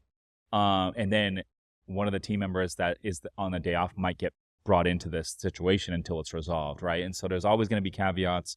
But the bonus is, hey, like, you know, if you want to work remote, or you want to take a day off, whatever, like, or you want to take a week off, like, you can do that. It's unlimited. Just don't abuse it. And that's always been my policy. I'm like, hey, we have unlimited PTO here. You know, I'm not going to look when you check in, when there's no checking in, clocking out. You can show up when you want to show up. But for the most part, like, don't abuse it. And that's kind of how we've run it. For the most part, no one's really abused it. I got a theory. I think the PTO thing depends on the quality of people you have. Mm. I think unlimited PTO works for a high performer. Okay. Because a high performer is really driven. Mm-hmm. So you don't really have to worry about them abusing it. Yeah. Because they're focused on advancing their development and their career. And they're in that season of their lives Right. of performance. If you got a lot of people in an industry that aren't that way, which is usually videographers at my business, videographers just be chilling, man. Like most of them, they don't have big goals, ambitions. They're just chilling, you know? So hey, you're not a videographer. You are a director of photography. Well, Oscar has his own Oscar. business. He has his own business. He has his own agency. You're not a videographer, bro. Yeah. He has his own agency. You're so much more than that. Yeah. But I think it depends. I think it depends on the business, because if you got high paid people that are really high performing, then unlimited PTO works. I think if you're in a low margin business where people don't make a ton of money, which is advertising, at least maybe at like the middle, lower level, I feel like the PTO has got to be like, it's got to be like mandatory and fixed so that they feel like they're entitled to time off. But I don't know, man. I feel like some people, it stresses them out, you know, otherwise. So we did the 4-day work week, and that was really tell me interesting. about that. So I did it for myself because I was like, you know, I want Fridays off. I don't want people bothering me on Friday. And then the other thing too is we were in a creative industry, and so creatives are motivated differently. So finance people are motivated and driven, and they're very logical and left brained. But you got a creative business, those people, like, a lot of them don't even care about money. They care about time, you know? And so they're not really willing to sacrifice their time. And so I thought, you know, maybe like the biggest recruiting thing we can do and cultural thing we could do is have a 4-day work week. And I will say too, like, we paid people pretty much industry standard rates, but they only work 4 days a week. Okay, so let me ask you this. So it was like added compensation. Did the output go up or down? So when we were small, the 4-day work week was awesome. When we got to 100 employees, it was a disaster. Why? I'd show up. So I wasn't at the office. I never was. The office was in Utah. I lived in Boise. It's one of the main reasons I was able to sell the company, actually. Oh, because they saw that you were able to run it remotely. Yeah. Damn, I think that's if I kinda lived crazy. there, maybe not. But I remember when I would go down there, when we were at 100 employees, and by the way, like, I'm not a real political person, but we had about 20 blue-haired people get into the organization at some point. Freaking poison. No offense to people, political affiliation, but there's a certain group of people that the middle-level management hired at Chamber that were just horrible, negative. The culture just really took a dive after I left. There wasn't enough like dynamic leadership. There wasn't enough pressure. There wasn't enough. It just was floating. What did these blue-haired individuals do to the company? Be a little bit more specific. Just toxic, man. Toxic negativity. I don't know how to explain it. Like extremely political people that have bought into this victim ideology that just doesn't work well for like doing good work. And these people, man, you know, when the company started to struggle, they were all the first ones to get laid off because they didn't perform. So, but man, during that period, right after I sold it and stuff, like I would come in there at like 10 a.m. and half the office would be empty. And then I'd be there and at 4:30 and half the thing would be empty. And I'm like, When it first got sold? yeah. And what's crazy is during that time, people were complaining the most ever about how much they were making. When I was there, people didn't, when I was driving that organization, right? People felt a part of something. They felt, I go in there and just get people freaking pumped. And it was like, we were going for this thing. People never complained. People didn't complain. Like people loved the culture. Like our Glassdoor was like glowing. Glowing Glassdoor. What's the Glassdoor? What's that mean? Glassdoor is employee reviews of where they work. And oh man, people loved working there. I had people telling me this is the best job I've ever had, you know? And it was a great culture. And then it took a dive. And yeah, dude, I started realizing, I'm like, people are complaining about how much money they make. They're working like 30 hours a week. Like, this is crazy. It's entitlement. That this middle-level people, they brought in people who are entitled, who don't have. That's my number one pet peeve is people that are entitled. They literally hired people who don't have an accurate understanding of the world. They're like really young. They've been raised on social media. They don't understand how money works. They've been told all this toxic bullshit about how the world, they don't know how money works. They never made money. They never had a real job. They've been handed a lot of things growing up. Yeah. Never had to go out in the real world and actually like experience what it's like to grind and hustle. Yeah. Crazy group of people, man. Yeah. Gotta avoid those people like the plague. What's your number one? They need to be like sandwich artists. You know what I mean? Like, I'm curious. Don't trust them with the thing. You know what I mean? Yeah. I'm curious because actually I was talking to Zeb Evans, the founder of ClickUp, about this kind of same thing, but curious your thoughts. Like, what's your number one way to weed those folks out in an interview process? Oh, dude, I don't know. I never even took interviews with people like that. So I would say if they make excuses in the interview about anything, that's it. It's the way they talk about their life, the way they talk about their performance. If at any point they're like, well, so-and-so did this, or my last boss was horrible because this and this, you know, that little complainy thing, that means that they're not self-actualized. They're not taking responsibility in their life yet. It means they haven't had like strong parenting. They haven't had like a strong leadership influence in their life, you know? And I don't know. Look, there's a time and place to help people learn that, but it ain't with me. No. I don't want to freaking not on your payroll. It's not my job to freaking teach people how to work. And yeah. So I want people who know how to work and give them the world. You know what I mean? So. And so when you would find like that rock star that would join your team, the one that's moving the needle, they get it, they're picking it up quick, they're like thinking 2 steps ahead of what you're already thinking, and they're helping you grow it. Like for me, and I'm curious on how you approach these individuals, but for me, I've always learned like, hey, like identify those people right away. Like for me, I haven't even waited till 90 days. I'm like, I'll acknowledge them sooner and I'll take care of them. I'll promote them. I'll give them pay raises. Because I don't want to ever lose those people. You know, how what's your thought process on treating those folks? Equity, yeah. Equity, profit sharing, or equity. Like, how would you structure profit sharing or equity with your company? The guy I just had, he just quit. He got burned out, but I had him on an equity vesting schedule. And then I've done profit share on stuff too. So, yeah, I think you got to get him tied into the upside is kind of what I think. Yeah. So, but yeah, dude, this whole thing is crazy to think about. But my takeaway is like that company, we had such an informal, lax culture, and it worked when we were small, and it worked really well, and people loved their jobs and they worked hard.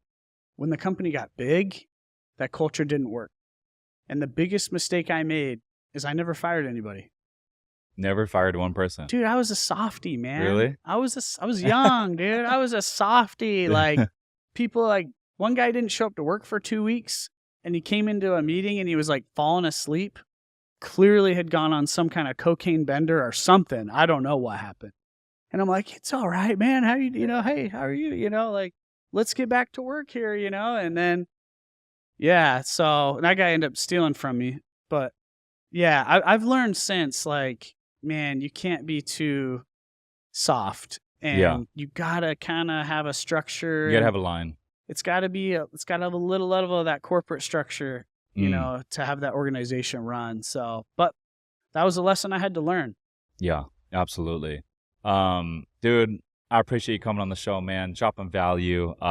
This is probably the longest podcast episode I've ever had, and dude, I thoroughly enjoyed the conversation. I'm a big fan of everything that you're doing. Travis, where can the folks get in touch with you? Yeah, Travis _Chambers. Travis _Chambers on Instagram. That's where I'm the most like active. So DM me. I check my message requests all the time. Yes, and if you're listening to this, you got to go check out Outpost X. I'm personally gonna go out there and visit, and looking forward to connecting again in person. You are a fucking G. He's Travis Chambers. I'm Rich Summers. Listeners, thanks for tuning in. We'll see you in the next one. Peace.